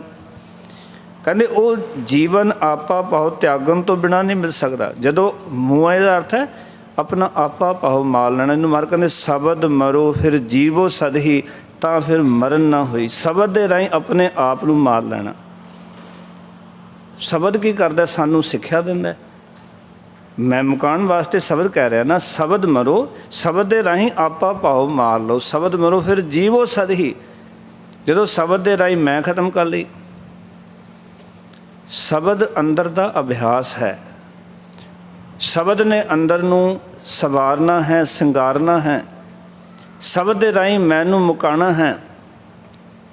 ਜਦੋਂ ਕੋਈ ਸ਼ਬਦ ਦੇ ਰਾਹੀਂ, ਸ਼ਬਦ ਦੇ ਅਭਿਆਸ ਰਾਹੀਂ, ਸ਼ਬਦ ਦੀ ਗੱਲ ਸੁਣ ਕੇ, ਸ਼ਬਦ ਕੀ ਹੈ? ਗੁਰੂ। ਸ਼ਬਦ ਗੁਰੂ ਸੁਰਤ ਤੁਮ ਚੇਲਾ। ਬਾਣੀ ਕੀ ਹੈ? ਗੁਰੂ। ਬਾਣੀ ਗੁਰੂ। ਗੁਰੂ ਹੈ ਬਾਣੀ ਵਿੱਚ ਬਾਣੀ, ਅੰਮ੍ਰਿਤ ਸਾਰੇ ਗੁਰ ਬਾਣੀ ਕਹੈ, ਸੇਵਕ ਜਨ ਮਾਨੈ ਪ੍ਰਥਕ ਗੁਰੂ ਨਿਸਤਾਰੇ। ਬਾਣੀ ਕੀ ਹੈ? ਗੁਰੂ ਹੈ। ਸ਼ਬਦ ਕੀ ਹੈ? ਗੁਰੂ ਹੈ। ਤੇ ਜਦੋਂ ਸ਼ਬਦ ਦੀ ਅਰਥ ਹੈ ਸ਼ਬਦ ਮਰੋ, ਆਓ ਕਿ ਬਾਣੀ ਦੇ ਉਪਦੇਸ਼ ਰਾਹੀਂ, ਬਾਣੀ ਦੇ ਗਿਆਨ ਰਾਹੀਂ ਆਪਣੇ ਮੈਂ ਨੂੰ ਮੁਕਾਓ। ਜਦੋਂ ਆਪਾਂ ਬਾਣੀ ਨਾਲ ਜੁੜਦੇ ਹਾਂ ਨਾ, ਤਾਂ ਫਿਰ ਸਮਝ ਆ ਜਾਂਦੀ ਹੈ ਕਿ ਮੈਂ ਕਿਹੜੀ ਗੱਲ ਦੀ ਕਰ ਰਿਹਾ। ਮੇਰਾ ਕੀ ਇੱਥੇ, ਮੈਂ ਕੀ ਲੈ ਕੇ ਆਇਆ ਸੀ ਸੰਸਾਰ 'ਚ, ਕੀ ਲੈ ਕੇ ਜਾਣਾ ਹੈ। ਪੂਰੀ ਜ਼ਿੰਦਗੀ ਮੈਂ ਦੇ ਵਿੱਚ ਲੰਘਾ ਰਿਹਾ ਹਾਂ। ਪਿਆਰ ਵਾਲੇ, ਉਸ ਵੇਲੇ ਗੱਲ ਸਮਝ ਆਉਂਦੀ ਹੈ ਜਦੋਂ ਗੁਰਬਾਣੀ ਦੇ ਕੋਲ ਬਹਿੰਦੇ ਹਾਂ, ਗੁਰੂ ਕੇ ਉਪਦੇਸ਼ ਨੂੰ ਆਪਣੇ ਜੀਵਨ 'ਚ ਉਤਾਰਦੇ ਹਾਂ।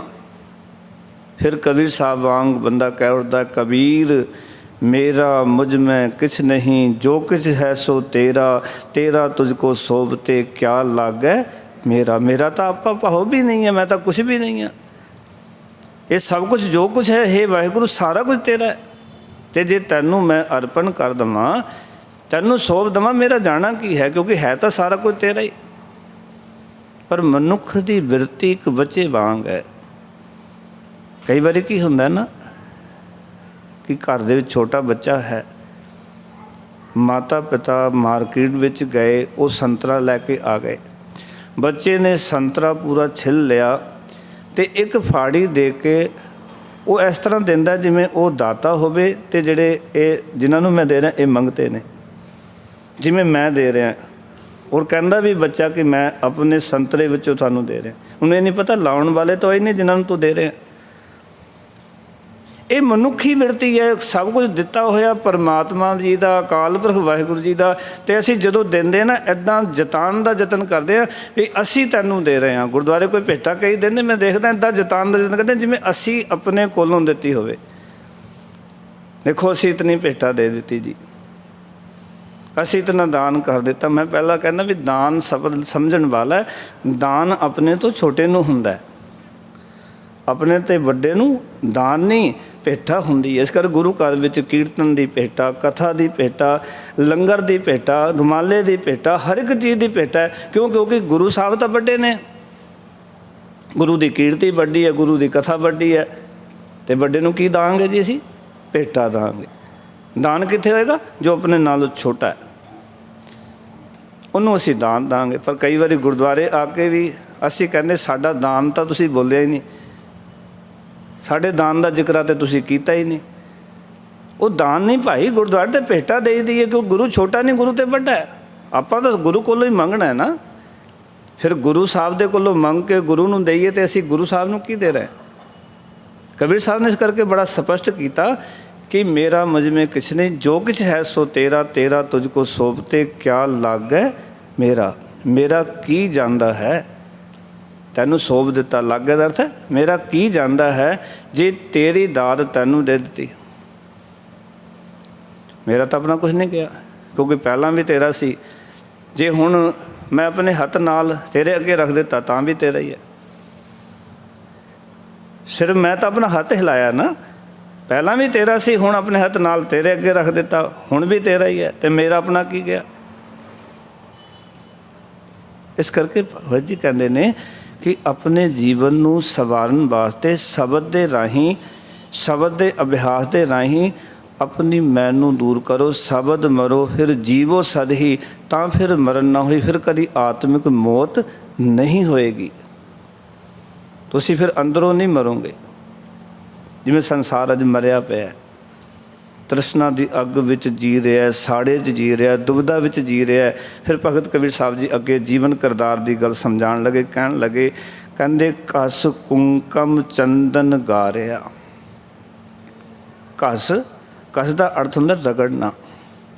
आपा भाव मिटाण की मेहनत करके, देखो एक बेनती मैं करा, जिवें चंदन नूं घसन वास्ते बड़ा जोर लगता है, कुंकम नूं घसन वास्ते बड़ा जोर लगता है, आपा भाव मिटाण वास्ते बड़ा जोर लगता। ये छेती करके नहीं मिटदा। गुरु साहब कहते ने, बाणी दे विच लिखिया महाराज ने, सतगुर कहते तू अपना आपा भाव मिटाना ना, तो ये कोई सौखा काम नहीं है। मन की मत त्यागो हर जन, यह बात कठैनी। गुरु साहब ने कहा बड़ा कठिन काम है ये, सिखा कोई सौखा काम नहीं है भी अपना आपा भाव तू त्याग दवें। एक काम कठिन है। जिवें चंदन नूं रगड़ना पत्थर दे उत्ते औखा है, कुंकम नूं रगड़ना पत्थर दे उत्ते औखा है, घसदी नहीं छेती करके। इस तरह आपा भाव भी छेती करके मिटदा कोई नहीं। मन की मत त्यागो हर जन, यह बात कठैनी। महाराज ये सौखी किवें हो सकती है? तुसीं कहंदे बड़ा कठिन काम है। तुसीं किते चंदन रगड़न वाले नूं वेखना, वो बार बार पानी पांदा रहिंदा है। कुंकम रगड़न वाले नूं वेखना, बार बार पानी पांदा रहिंदा है। गुरु साहब कहंदे मैं इस तरह तैनूं एक तरीका दस सकदा। मन की मत त्यागो हर जन, यह बात कठैनी। अनदिन हर हर नाम ध्यावो, गुर सतगुर की मत लैनी। नाम ध्या ते गुर सतगुर की जिहड़ी मत है ना, वो ग्रहण कर लै। गुरु की मत ग्रहण करनी में जिवें कोई चंदन रगड़न वास्ते पानी बार बार पांदा है। अपनी मत नूं त्यागण वास्ते गुरु की मत का पानी बार बार अपनी मत दे उत्ते पाई जाना। एक घसड़ी जा सकती, रगड़ी जा सकती है। कहने लगे कबीर साहब, कहंदे कस कुंकम चंदन गारिया। कहंदे ने जिस पुत्र जीव आत्मा ने काल कमाई करके अपनी जिंद नूं प्रभु विच मिला दिता।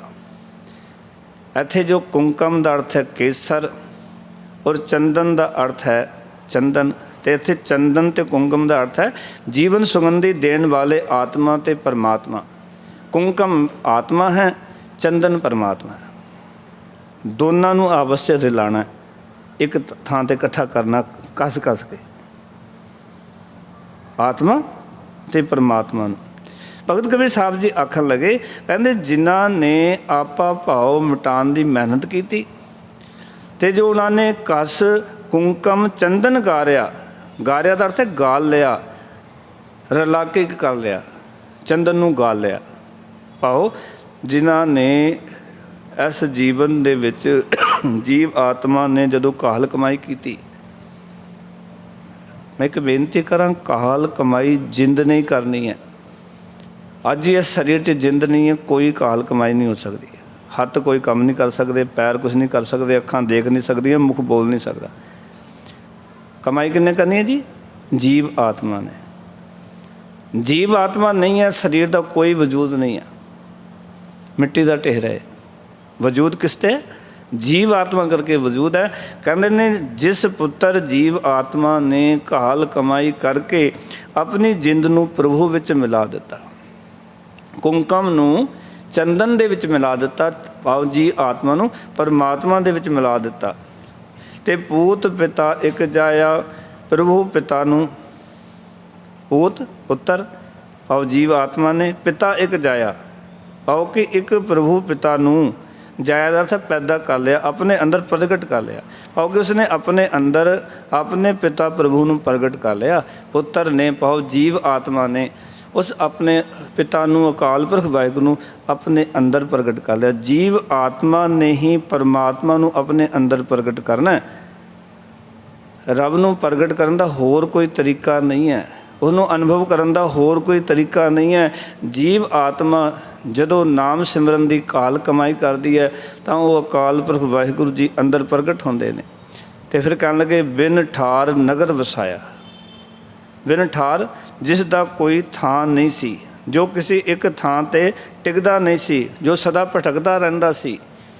ਬਿਨ ਠਾਰ ਨਗਰ ਵਸਾਇਆ। ਭਗਤ ਕਬੀਰ ਸਾਹਿਬ ਜੀ ਕਹਿਣ ਲੱਗੇ ਪਹਿਲਾਂ ਉਹ ਸਦਾ ਬਾਹਰ ਭਟਕਦਾ ਸੀ। ਅਸੀਂ ਸਾਰੇ ਬਾਹਰ ਭਟਕਦੇ ਹਾਂ। ਤੁਹਾਡੇ ਵਿੱਚੋਂ ਜਿਹੜੇ ਗੁਰਮੁਖ ਸਤਸੰਗੀ ਤੁਸੀਂ ਬੈਠੇ ਹੋ ਬਹੁਤ ਸਾਰੇ ਹੋਣਗੇ ਜਿਨ੍ਹਾਂ ਦਾ ਹਿਰਦਾ ਅੰਦਰ ਟਿਕਿਆ, ਪਰ ਮੇਰੇ ਵਰਗੇ ਬਹੁਤੇ ਹੋਣਗੇ ਜਿਨ੍ਹਾਂ ਦਾ ਹਿਰਦਾ ਬਾਹਰ ਭਟਕਦਾ ਰਹਿੰਦਾ ਹੈ, ਭਾਵ ਕਿ ਅੰਦਰ ਟਿਕਦਾ ਨਹੀਂ ਹੈ। ਜਿਨ੍ਹਾਂ ਦੇ ਉੱਤੇ ਗੁਰੂ ਸਾਹਿਬ ਨੇ ਕਿਰਪਾ ਕੀਤੀ, ਤੁਹਾਡੇ ਉੱਤੇ ਤਰਸ ਕੀਤਾ ਹੋਇਆ, ਤੁਸੀਂ ਟਿੱਕੇ ਬੈਠੇ ਹੋ। ਪਰ ਬਹੁਤਿਆਂ ਦਾ ਜਿਹੜਾ ਅੰਦਰਲਾ ਹੈ ਨਾ, ਉਹ ਬਾਹਰ ਹੀ ਭਟਕਦਾ ਰਹਿੰਦਾ ਹੈ। ਉਹ ਇੱਥੇ ਬੈਠ ਕੇ ਵੀ ਕਦੀ ਕਿਸੇ ਪਾਸੇ ਕਦੀ ਕਿਸੇ ਪਾਸੇ। ਕਹਿੰਦੇ ਨੇ ਪਹਿਲਾਂ ਉਹ ਸਦਾ ਬਾਹਰ ਭਟਕਦਾ ਸੀ, ਹੁਣ ਉਸਨੇ ਆਪਣੇ ਅੰਦਰ ਮਨ ਨੂੰ ਸੈਰ ਵਸਾ ਲਿਆ। ਬਿਨ ਠਾਰ ਨਗਰ ਵਸਾਇਆ, ਥਾਂ ਤੋਂ ਬਿਨਾਂ ਹੀ ਨਗਰ ਵਸਾ ਲਿਆ। ਪਾਓ ਉਸਦੇ ਅੰਦਰ ਉਹ ਸੁੰਦਰ ਗੁਣ ਪੈਦਾ ਹੋ ਗਏ, ਹੁਣ ਉਹ ਬਾਹਰ ਨਹੀਂ ਭਟਕਦਾ। ਇੱਕ ਗੱਲ ਯਾਦ ਰੱਖਿਓ, ਜਦੋਂ ਅੰਦਰ ਚੰਗੇ ਗੁਣ ਪੈਦਾ ਹੋ ਜਾਣਗੇ ਸਾਡਾ ਮਨ, ਸਾਡੀ ਜੀਵ ਆਤਮਾ ਬਾਹਰ ਨਹੀਂ ਭਟਕੇਗੀ। ਜਦੋਂ ਤੱਕ ਗੁਣ ਨਹੀਂ ਹਨ ਅੰਦਰ ਹਿਰਦੇ ਦੇ ਵਿੱਚ, ਇਹ ਸਾਡੀ ਜੀਵ ਆਤਮਾ, ਸਾਡਾ ਮਨ ਅੰਦਰ ਟਿਕ ਹੀ ਨਹੀਂ ਰਿਹਾ। ਜਿੰਨਾ ਗੁਣ ਪੈਦਾ ਹੋ ਗਏ ਉਸ ਦਿਨ ਇਹ ਬਾਹਰ ਨਹੀਂ ਜਾਏਗਾ। ਕੋਈ ਬੰਦਾ ਹੁੰਦਾ ਜਦੋਂ ਜੀਵਨ ਦੇ ਵਿੱਚੋਂ ਹਰ ਵੇਲੇ ਭਟਕਦਾ ਰਹਿੰਦਾ, ਪਰ ਜਦੋਂ ਉਸਦੇ ਅੰਦਰ ਰੱਬੀ ਗੁਣ ਪ੍ਰਗਟ ਹੋ ਜਾਂਦੇ ਨੇ ਉਹ ਟਿਕ ਕੇ ਗੁਰੂ ਦਾ ਰੂਪ ਹੋ ਜਾਂਦਾ ਹੈ। ਇਸ ਕਰਕੇ ਸਤਿਗੁਰ ਨੇ ਕਿਹਾ ਕਿ ਸਭ ਗੁਣ ਤੇਰੇ ਮੈਂ ਨਾ ਹੀ ਕੋਏ, ਬਿਨ ਗੁਣ ਕੀਤੇ ਭਗਤ ਨਾ ਹੋਏ। ਗੁਣ ਪੈਦਾ ਕਰੇ ਤੋਂ ਬਿਨਾਂ ਭਗਤੀ ਨਹੀਂ ਜੇ ਹੋ ਸਕਦੀ। ਸਾਰੇ ਗੁਣ ਪਰਮਾਤਮਾ ਦੇ ਨੇ, ਕੋਈ ਡਾਊਟ ਨਹੀਂ ਹੈ। ਇਸ ਦਾ ਅਰਥ ਇਹ ਹੋਇਆ ਵੀ ਸਾਡੇ ਅੰਦਰ ਗੁਣਾਂ ਦੀ ਘਾਟ ਹੈ। ਜੇ ਸਾਡਾ ਇਹ ਹਿਰਦਾ ਭਟਕਦਾ ਹੈ, ਕਦੇ ਕਿਸੇ ਥਾਂ 'ਤੇ ਭਟਕਦਾ, ਕਦੇ ਕਿਸੇ ਥਾਂ 'ਤੇ ਜਾਂਦਾ, ਕਦੇ ਕਿਸੇ ਨੂੰ ਮੰਨਣ ਲੱਗ ਪੈਂਦਾ, ਕਦੇ ਕਿਸੇ ਦੀ ਪੂਜਾ ਕਰਨ ਲੱਗ ਪੈਂਦਾ, ਇਹਦਾ ਅਰਥ ਸਾਡੇ ਅੰਦਰ ਰੱਬੀ ਗੁਣ ਪ੍ਰਗਟ ਨਹੀਂ ਹੋਏ।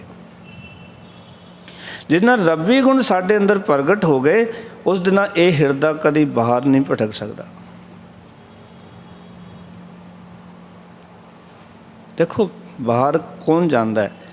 ਜਿਹਦੇ ਘਰ ਦੇ ਵਿੱਚ ਖਾਣ ਨੂੰ ਵਸਤ ਨਾ ਹੋਵੇ, ਪਾਉਣ ਨੂੰ ਕੱਪੜਾ ਨਾ ਹੋਵੇ, ਰਹਿਣ ਨੂੰ ਵਸਤੂਆਂ ਨਾ ਹੋਣ, ਜਿਹਦੇ ਕੋਲ ਸਾਰੀਆਂ ਚੀਜ਼ਾਂ ਅਵੇਲੇਬਲ ਹਨ, ਸਾਰੀਆਂ ਚੀਜ਼ਾਂ ਹੈਗੀਆਂ, ਉਹਨੂੰ ਕਿਉਂ ਬਾਹਰ ਭਟਕਣ ਦੀ ਲੋੜ ਪੈ ਗਈ? ਉਹ ਕਿਉਂ ਬਾਹਰ ਘੁੰਮਦਾ ਫਿਰੇਗਾ?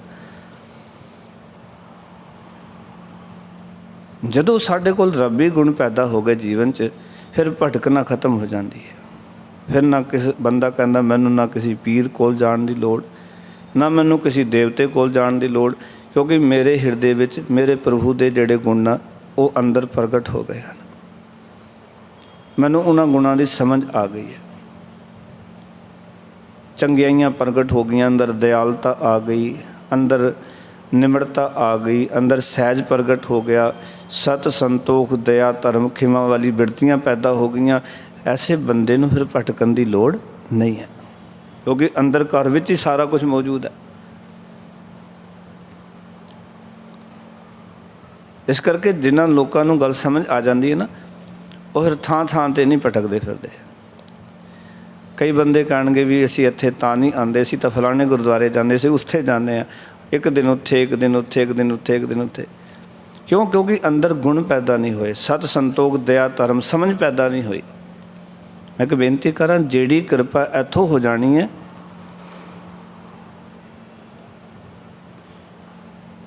ਉਹ ਕਿਸੇ ਹੋਰ ਥਾਂ 'ਤੇ ਨਹੀਂ। ਪਰ ਸਾਨੂੰ ਯਕੀਨ ਨਹੀਂ ਹੈ, ਸਾਡੀ ਭਾਵਨਾ ਨਹੀਂ ਹੈ, ਸਾਡੇ ਅੰਦਰ ਸ਼ਰਧਾ ਨਹੀਂ ਹੈ। ਅਸੀਂ ਸੋਚਦੇ ਵੀ ਸ਼ਾਇਦ ਇੱਥੋਂ ਉਹ ਕਿਰਪਾ ਨਹੀਂ ਹੋ ਸਕਦੀ, ਦੂਜੀ ਥਾਂ ਜਾਏ ਸ਼ਾਇਦ ਕਿਰਪਾ ਹੋ ਜਾਏਗੀ। ਤਾਂ ਹੀ ਤਾਂ ਅਸੀਂ ਭਟਕਦੇ ਫਿਰਦੇ ਨਾ ਵੀ ਉੱਥੇ ਜਾ ਕੇ ਸ਼ਾਇਦ ਕਿਰਪਾ ਹੋ ਜਾਣੀ। ਇਸ ਕਰਕੇ ਬਹੁਤ ਸਾਰੇ ਲੋਕ ਉਹ ਕੀ ਕਰਦੇ ਨੇ, ਲੋਕਲ ਗੁਰਦੁਆਰੇ ਨਹੀਂ ਅਸੀਂ ਮੱਥਾ ਟੇਕਣ ਜਾਂਦੇ। ਮੈਂ ਕਈ ਨੂੰ ਪੁੱਛਦਾ ਤੁਸੀਂ ਨਹੀਂ ਆਉਂਦੇ ਜੀ? ਅਸੀਂ ਲੋਕਲ ਗੁਰਦੁਆਰੇ, ਇਹ ਲੋਕਲ ਕਹਿੰਦੇ ਨੇ। ਗੁਰੂ ਗ੍ਰੰਥ ਸਾਹਿਬ ਦਾ ਪ੍ਰਕਾਸ਼ ਨਹੀਂ ਇੱਥੇ। ਲੋਕਲ ਕਿਵੇਂ ਹੈ? ਗੁਰੂ ਗ੍ਰੰਥ ਸਾਹਿਬ ਜੀ ਲੋਕਲ ਨੇ, ਨਕਲੀ ਨੇ ਗੁਰੂ ਗ੍ਰੰਥ ਸਾਹਿਬ ਇੱਥੇ। ਵੀ ਉੱਥੇ ਅਸਲੀ ਗੁਰੂ ਗ੍ਰੰਥ ਸਾਹਿਬ ਜੀ ਨੇ ਤੇ ਇੱਥੇ ਨਕਲੀ ਬੈਠੇ ਹੋਏ ਨੇ। ਉੱਥੇ ਅਸਲੀ ਬਾਬਾ ਬੈਠਾ ਤੇ ਇੱਥੇ ਨਕਲੀ ਬਾਬਾ ਬੈਠਾ ਹੋਇਆ।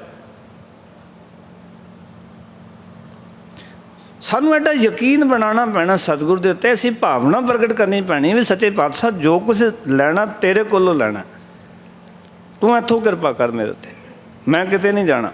ਦੇਖੋ ਸਤਿਗੁਰ ਜੀ ਬਾਣੀ 'ਚ ਕਹਿੰਦੇ ਨੇ, ਸੱਚੇ ਪਾਤਸ਼ਾਹ ਜੀ ਕਹਿੰਦੇ, ਜੇ ਤੂੰ ਤੁਠਾ ਕਿਰਪਾ ਨਿਧਾਨ, ਨਾ ਦੂਜਾ ਵੇਖਾਲ, ਇਹਾ ਪਾਈ ਮੂੰਹ ਦਾਤੜੀ, ਨਿਤ ਹਿਰਦੈ ਰੱਖਾ ਸਮਾਲ। ਜੀ ਵਾਹਿਗੁਰੂ ਤੂੰ ਤੁਠਾ ਹੈ ਤਾਂ ਮੈਨੂੰ ਦੂਜਾ ਨਾ ਵਿਖਾਲੀ, ਮੈਂ ਤੇਰੇ ਤੋਂ ਬਿਨਾਂ ਕਿਤੇ ਹੋਰ ਨਹੀਂ ਜਾਣਾ, ਮੇਰੇ ਉੱਤੇ ਇੱਥੋਂ ਹੀ ਕਿਰਪਾ ਕਰੀ। ਪਰ ਸਾਡੀ ਸੁਰਤ ਕਿੱਥੇ ਟਿਕਦੀ ਹੈ? ਇਹ ਤਾਂ ਲੋਕਲ ਵਿੱਚ ਦੂਰ ਜਾ ਕੇ, ਮਾਫ਼ ਕਰਨਾ, ਬਹੁਤੇ ਲੋਕਾਂ ਦਾ ਮਨ ਗੁਰਦੁਆਰੇ ਕਰਕੇ ਨਹੀਂ, ਉਹ ਸੰਸਾਰ ਦੇ ਰੂਪ ਰੰਗ ਦੇਖਣ ਜਾਂਦੇ ਹੈ। ਬਹੁਤੇ ਲੋਕ ਬਹੁਤੀ ਸੰਗਤ ਦੇਖਣ ਵਾਸਤੇ ਜਾਂਦੇ ਨੇ। ਜੇ ਮਨ ਦੀ ਗੱਲ ਕਰੀਏ ਤਾਂ ਉਹਨਾਂ ਦੇ ਕੋਲ 10 ਮਿੰਟ ਬੈਠ ਕੇ ਵੇਖੋ, ਮਨ ਦੀ ਅਵਸਥਾ ਬੰਦੇ ਦੀ ਪਤਾ ਚੱਲ ਜਾਂਦੀ ਹੈ ਕਿ ਕਿਤਨਾ ਮਨ ਦੇ ਵਿੱਚ ਭਟਕਣਾ ਇਸ ਬੰਦੇ ਦੇ। ਜੇ ਉੱਥੇ ਜਾਏ ਭਟਕਣਾ ਰੁਕ ਗਈ ਹੁੰਦੀ, ਫਿਰ ਤਾਂ ਆਪਾਂ ਸਮਝਦੇ ਵੀ ਉੱਥੇ ਗਿਆ ਸੀ ਬੰਦਾ, ਭਟਕਣਾ ਖਤਮ ਹੋ ਗਿਆ ਜੀਵਨ 'ਚ। ਪਰ ਉੱਥੇ ਰੌਣਕ ਮੇਲਾ ਦੇਖਣ ਜਾਂਦੇ ਬੰਦੇ। ਉੱਥੇ ਫਿਰ ਜੋ ਕਹਿੰਦੇ ਨੇ ਵੀ ਮੱਥਾ ਵੀ ਟੇਕ ਲਈਦਾ, ਨਾਲ ਲੰਗਰ ਵੀ ਛਕ ਲਈਦਾ। ਅਸੀਂ ਗੁਰਦੁਆਰਿਆਂ ਨੂੰ ਆਪਣੇ ਘਰ ਰੋਟੀ ਨਾ ਪਕਾ ਕੇ ਉੱਥੇ ਸਮਝ ਲਿਆ ਵੀ ਉਹ ਲੰਗਰ ਖਾਣ ਦਾ ਜਗ੍ਹਾ ਹੈ, ਵੀ ਉੱਥੇ ਚੱਲ ਕੇ ਲੰਗਰ ਛਕ ਲਾਂਗੇ, ਨਾਲ ਸਤਸੰਗਤ ਕਰ ਲਾਂਗੇ। ਇਹ ਗੱਲ ਸਾਨੂੰ ਸਿੱਖ ਲੈਣੀ ਚਾਹੀਦੀ ਹੈ। ਭਾਈ ਮੰਝ ਨੂੰ ਗੁਰੂ ਅਰਜਨ ਦੇਵ ਜੀ ਮਹਾਰਾਜ ਨੇ ਇੱਕ ਗੱਲ ਆਖੀ ਸੀ। ਸਤਿਗੁਰ ਨੇ ਪੁੱਛਿਆ, ਭਾਈ ਮੰਝ ਨੂੰ ਕਹੋ ਵੀ ਉਹ ਸੇਵਾ ਕਰਦਾ? ਕਹਿੰਦੇ ਹਾਂ ਮਹਾਰਾਜ ਸੇਵਾ ਕਰਦਾ। ਕੀ ਕਰਦਾ? ਮਹਾਰਾਜ ਲੱਕੜਾਂ ਲੈ ਕੇ ਆਉਂਦਾ। ਮਹਾਰਾਜ ਗੁਰੂ ਅਰਜਨ ਦੇਵ ਜੀ ਕਹਿੰਦੇ ਲੰਗਰ ਕਿੱਥੇ ਛਕਦਾ? ਕਹਿੰਦੇ ਲੰਗਰਾਂ ਵਿੱਚ। ਭਾਈ ਮੰਝ ਨੂੰ ਗੁਰੂ ਸਾਹਿਬ ਨੇ ਪਤਾ ਕੀ ਕਿਹਾ ਸੀ? ਕਹਿੰਦੇ ਜੇ ਸੇਵਾ ਕਰਨੀ ਹੈ ਤਾਂ ਲੰਗਰ ਆਪਣਾ ਛਕਣਾ। ਤੂੰ ਤਾਂ ਜੋ ਕੀ ਕਰ ਰਿਹਾ ਹੈ ਵੀ ਲੰਗਰ ਇੱਥੇ ਛਕ ਲੈਣਾ, ਸੇਵਾ ਇੱਥੇ ਕਰਨਾ, ਬਦਲੇ ਲੰਗਰ ਛਕ ਲੈਣਾ। ਤੂੰ ਸੇਵਾ ਨਹੀਂ ਕਰਿਆ, ਸੇਵਾ ਨਹੀਂ ਹੈ ਤੇਰੀ। ਇਹ ਸੇਵਾ ਤਾਂ ਹੋਏਗੀ ਜਦੋਂ ਤੂੰ ਲੰਗਰ ਆਪਣਾ ਛਕੇ। ਭਾਈ ਮੰਝ ਨੇ ਉਸ ਵੇਲੇ ਗੱਲ ਪੱਲੇ ਬੰਨ ਲਈ। ਅੱਗੇ ਇੱਕ ਪੰਡ ਲੈ ਕੇ ਆਉਂਦਾ ਸੀ, ਹੁਣ 2 ਪੰਡਾਂ ਲੈ ਕੇ ਆਉਂਦਾ। ਗੁਰੂ ਕੇ ਲੰਗਰਾਂ 'ਚ ਪਾ ਦਿੰਦਾ, ਦੂਜੀ ਪੰਡ ਵੇਚ ਕੇ ਲੰਗਰ ਆਪਣਾ ਬਾਹਰੋਂ ਛਕਦਾ। ਪਰ ਮੇਰੇ ਵਰਗਾ ਪਤਾ ਕੀ ਕਹਿੰਦਾ? ਨਾਲ ਮੱਥਾ ਟੇਕ ਲਾਂਗੇ, ਨਾਲ ਲੰਗਰ ਛਕ ਲਾਂਗੇ, ਨਾਲ ਮੱਥਾ ਟੇਕ ਲਾਂਗੇ, ਨਾਲ ਲੰਗਰ ਛਕ। ਲੰਗਰ ਦਾ ਮੱਥਾ ਟੇਕਣ ਦਾ ਕੀ ਸੰਬੰਧ ਹੈ? ਉਹ ਗੁਰੂ ਦੇ ਦਰ 'ਤੇ ਆਏ ਹੈ, ਗੁਰੂ ਸਾਹਿਬ ਜੀ ਦੀ ਗੱਲ ਸੁਣ। ਗੁਰੂ ਸਾਹਿਬ ਕਹਿਣਾ ਕੀ ਚਾਹੁੰਦੇ ਨੇ? ਤੂੰ ਆਉਣਾ ਨਹੀਂ ਸੀ ਜੇ ਲੰਗਰ ਨਾ ਆਉਂਦਾ। ਮਾਫ਼ ਕਰਨਾ, ਅੱਜ ਸੰਗਤ ਇਤਨੀ, ਕੱਲ੍ਹ 8:30 ਵਜੇ ਦੇਖਣਾ ਸੰਗਤ ਇਤਨੀ ਨਹੀਂ ਹੋਏਗੀ, ਕਿਉਂਕਿ ਕੱਲ੍ਹ ਲੰਗਰ ਜੋ ਹੋਏਗਾ। ਇਹ ਨਹੀਂ ਵੀ ਕੋਈ ਚੰਗੇ ਰਾਗੀ ਜਿੱਥੇ ਸੁਣਨ ਆ ਰਹੇ, ਮਾਫ਼ ਕਰਨਾ, ਨਹੀਂ ਕੋਈ ਕਥਾਵਾਚਕਾਂ ਨਹੀਂ, ਲੰਗਰ ਕਰਕੇ ਬਹੁਤੇ ਕਹਿੰਦੇ ਪਕਾਣੇ, ਚਲੋ ਲੰਗਰ ਪਕਾਣਾ ਸੀ ਘਰ, ਚਲੋ ਉੱਥੇ ਹੀ ਖਾ ਲਾਂਗੇ, ਕੋਈ ਨਹੀਂ, ਥੋੜ੍ਹੀ ਦੇਰ ਪਹਿਲਾਂ ਚੱਲ ਸਕਦੇ, 10 ਮਿੰਟ ਰਾਗੀ ਜੱਥੇ ਨੂੰ ਵੀ ਸੁਣ ਲਾਂਗੇ। ਅਤੇ ਬਹੁਤੇ ਤਾਂ ਜੋ 9 ਵਜੇ ਦੇ ਕਰੀਬ ਹੀ ਆਉਂਦੇ ਵੀ ਹੁਣ ਅਰਦਾਸ ਹੋਣ ਵਾਲੀ ਹੈ, ਬਸ ਲੰਗਰ ਹੁਣ ਪਹਿਲੀ ਪੰਗਤ 'ਚ ਆਪਾਂ ਹੀ ਚੱਲ ਕੇ ਬਹਿਣਾ। ਵਿਸਾਖੀ ਮਾਫ਼ ਕਰਨਾ, ਅਸਲ ਵਿੱਚ ਅਸੀਂ ਆਪਣੇ ਆਪ ਨੂੰ ਘੜ ਨਹੀਂ ਰਹੇ। ਅਸੀਂ ਇਹ ਗੱਲ ਸਮਝ ਹੀ ਨਹੀਂ ਪਾ ਰਹੇ ਸਿੱਖੀ ਦੀ, ਸਿਧਾਂਤ ਦੀ, ਕਿ ਲੰਗਰ ਤਾਂ ਗੁਰੂ ਨਾਨਕ ਪਾਤਸ਼ਾਹ ਜੀ ਨੇ 2 ਕਾਰਨਾਂ ਕਰਕੇ ਚਲਾਇਆ ਸੀ। ਇੱਕ ਤਾਂ ਜਦੋਂ ਕਰਤਾਰਪੁਰ ਸਾਹਿਬ ਨਗਰ ਵਸਿਆ ਅਤੇ ਸੰਗਤਾਂ ਕੋਈ ਕਾਬਲ ਗੰਧਾੜ ਤੋਂ ਦੂਰੋਂ ਦੂਰੋਂ ਸੰਗਤਾਂ ਆ ਰਹੀਆਂ ਨੇ, ਅਤੇ ਜਿਹੜੀ ਸੰਗਤ ਬਾਹਰੋਂ ਆਈ ਹੈ ਉਹਦੇ ਕੋਲ ਭਾਂਡੇ ਕੋਈ ਨਹੀਂ ਹਨ, ਪ੍ਰਬੰਧ ਕੋਈ ਨਹੀਂ ਹੈ, ਲੱਕੜਾਂ ਕਿੱਥੋਂ ਲੱਭੇਗੀ, ਕਿੱਥੋਂ ਚੁੱਲ੍ਹਾ ਬਣਾਏਗੀ, ਕਿੱਥੋਂ ਭਾਂਡੇ ਲਾਏਗੀ। ਅਤੇ ਸਾਂਝਾ ਲੰਗਰ ਇੱਕ ਥਾਂ 'ਤੇ ਕਰ ਦਿੱਤਾ ਵੀ ਸਾਰੇ ਇੱਥੇ ਛਕ ਲੈਣਗੇ। ਦੂਰੋਂ ਚੱਲ ਕੇ ਆਏ ਨੇ ਸੰਗਤ, ਕੋਈ ਕਾਬਲ ਗੰਦਾਰ ਤੋਂ ਸੰਗਤ ਆਈ ਹੈ, ਕੋਈ ਕਿਤੇ ਹੋਰ ਪਾਸਿਓਂ ਆਈ ਹੈ, ਕੋਈ ਜਗन्नाथपुरी ਤੋਂ ਪਹੁੰਚਿਆ, ਕੋਈ ਵਿਦਰ ਤੋਂ ਪਹੁੰਚਿਆ, ਕੋਈ ਨਾਸਿਕਾ ਤੋਂ ਪਹੁੰਚਿਆ, ਕੋਈ ਕਿਸੇ ਹੋਰ ਪਾਸਿਓਂ ਆਇਆ। ਤਾਂ ਉੱਥੇ ਗੁਰੂ ਸਾਹਿਬ ਨੇ ਇਹ ਪ੍ਰਬੰਧ ਕੀਤਾ ਸੀ ਕਿ ਸਾਂਝਾ ਲੰਗਰ। ਦੂਜੀ ਗੱਲ, ਲੰਗਰ ਇਸ ਕਰਕੇ ਸ਼ੁਰੂ ਕੀਤਾ, ਇਸ ਵੇਲੇ ਲੋੜ ਸੀ ਲੰਗਰ ਦੀ ਕਿ ਮਨੁੱਖਤਾ ਦੇ ਅੰਦਰ ਇਹ ਵੰਡੀਆਂ ਪਈਆਂ ਹੋਈਆਂ ਸਨ ਕਿ ਇਹ ਸੂਦਰ ਹੈ, ਇਹ ਨੀਵੀਂ ਜਾਤ ਦਾ, ਇਸ ਦੇ ਨਾਲ ਮੈਂ ਕਿਵੇਂ ਬਹਿ ਸਕਦਾ, ਇਹਦਾ ਚੁੱਲ੍ਹਾ ਵੱਖਰਾ, ਮੇਰਾ ਚੁੱਲ੍ਹਾ ਵੱਖਰਾ। ਗੁਰੂ ਸਾਹਿਬ ਨੇ ਸਾਂਝਾ ਚੁੱਲ੍ਹਾ ਕੀਤਾ, ਚੁੱਲ੍ਹੇ ਦੇ ਭਰਮ ਮਿਟ ਜਾਣ, ਪੰਗਤ ਦਾ ਭਰਮ ਮਿਟ ਜਾਏ ਵੀ ਸੂਦਰਾਂ ਦੀ ਪੰਗਤ ਵੱਖਰੀ ਹੁੰਦੀ ਹੈ ਅਤੇ ਪੰਡਤ ਦੀ ਪੰਗਤ ਵੱਖਰੀ ਹੁੰਦੀ। ਗੁਰੂ ਸਾਹਿਬ ਨੇ ਇੱਕੋ ਹੀ ਪੰਗਤ ਤੋਂ ਇਹ 2 ਚੀਜ਼ਾਂ ਸਨ। ਇਸ ਕਰਕੇ ਲੰਗਰ ਪ੍ਰਥਾ ਆਰੰਭ ਕੀਤੀ ਗਈ ਸੀ। ਹੁਣ ਆਪਾਂ ਇਹ ਤਾਂ ਹੈ ਨਹੀਂ ਵੀ ਗੁਰਦੁਆਰਾ ਸੀਪ ਲੋਕ ਆਉਣਾ ਅਤੇ ਕੋਈ ਕਾਬਲ ਗੰਦਾੜ ਤੋਂ ਆਏ ਆਪਾਂ, ਜਾਂ ਆਪਾਂ ਬਲਕ ਬੁਖਾਰੇ ਤੋਂ ਚੱਲ ਕੇ ਆਏ ਹਾਂ। ਇਹ ਤਾਂ ਹੈ ਨਹੀਂ ਕਿ ਹੁਣ ਜੋ ਜਗन्नाथपुरी ਤੋਂ ਚੱਲ ਕੇ ਆਏ ਵੀ ਇੱਥੇ ਵੀ ਸਾਡੇ ਕੋਲ ਤਾਂ ਕੋਈ ਪ੍ਰਬੰਧ ਨਹੀਂ, ਵੀ ਅਸੀਂ ਤਾਂ ਘਰ ਲੰਗਰ ਪਕਾ ਹੀ ਨਹੀਂ ਸਕਦੇ। ਪਰ ਕੀ ਹੁੰਦਾ ਹੈ ਕਿ ਸਾਡੀ ਸੁਰਤ ਜਿਹੜੀ ਹੈ ਨਾ ਉਹ ਦੂਜੇ ਪਾਸੇ ਬਹੁਤੀ ਚੱਲਦੀ ਹੈ, ਗੁਰੂ ਕੀ ਸਿੱਖਿਆ ਵਾਲੇ ਪਾਸੇ, ਗੁਰੂ ਕੇ ਸਿਧਾਂਤ ਵਾਲੇ ਪਾਸੇ ਨਹੀਂ ਚੱਲਦੀ। ਇਸ ਕਰਕੇ ਭਗਤ ਕਬੀਰ ਸਾਹਿਬ ਕਹਿੰਦੇ ਨੇ ਇਸ ਗੱਲ ਨੂੰ ਸਮਝਣ ਦਾ ਯਤਨ ਕਰ ਜੀਵਨ 'ਚ ਕਿ ਬਿਨ ਠਾਰ ਨਗਰ ਵਸਾਇਆ।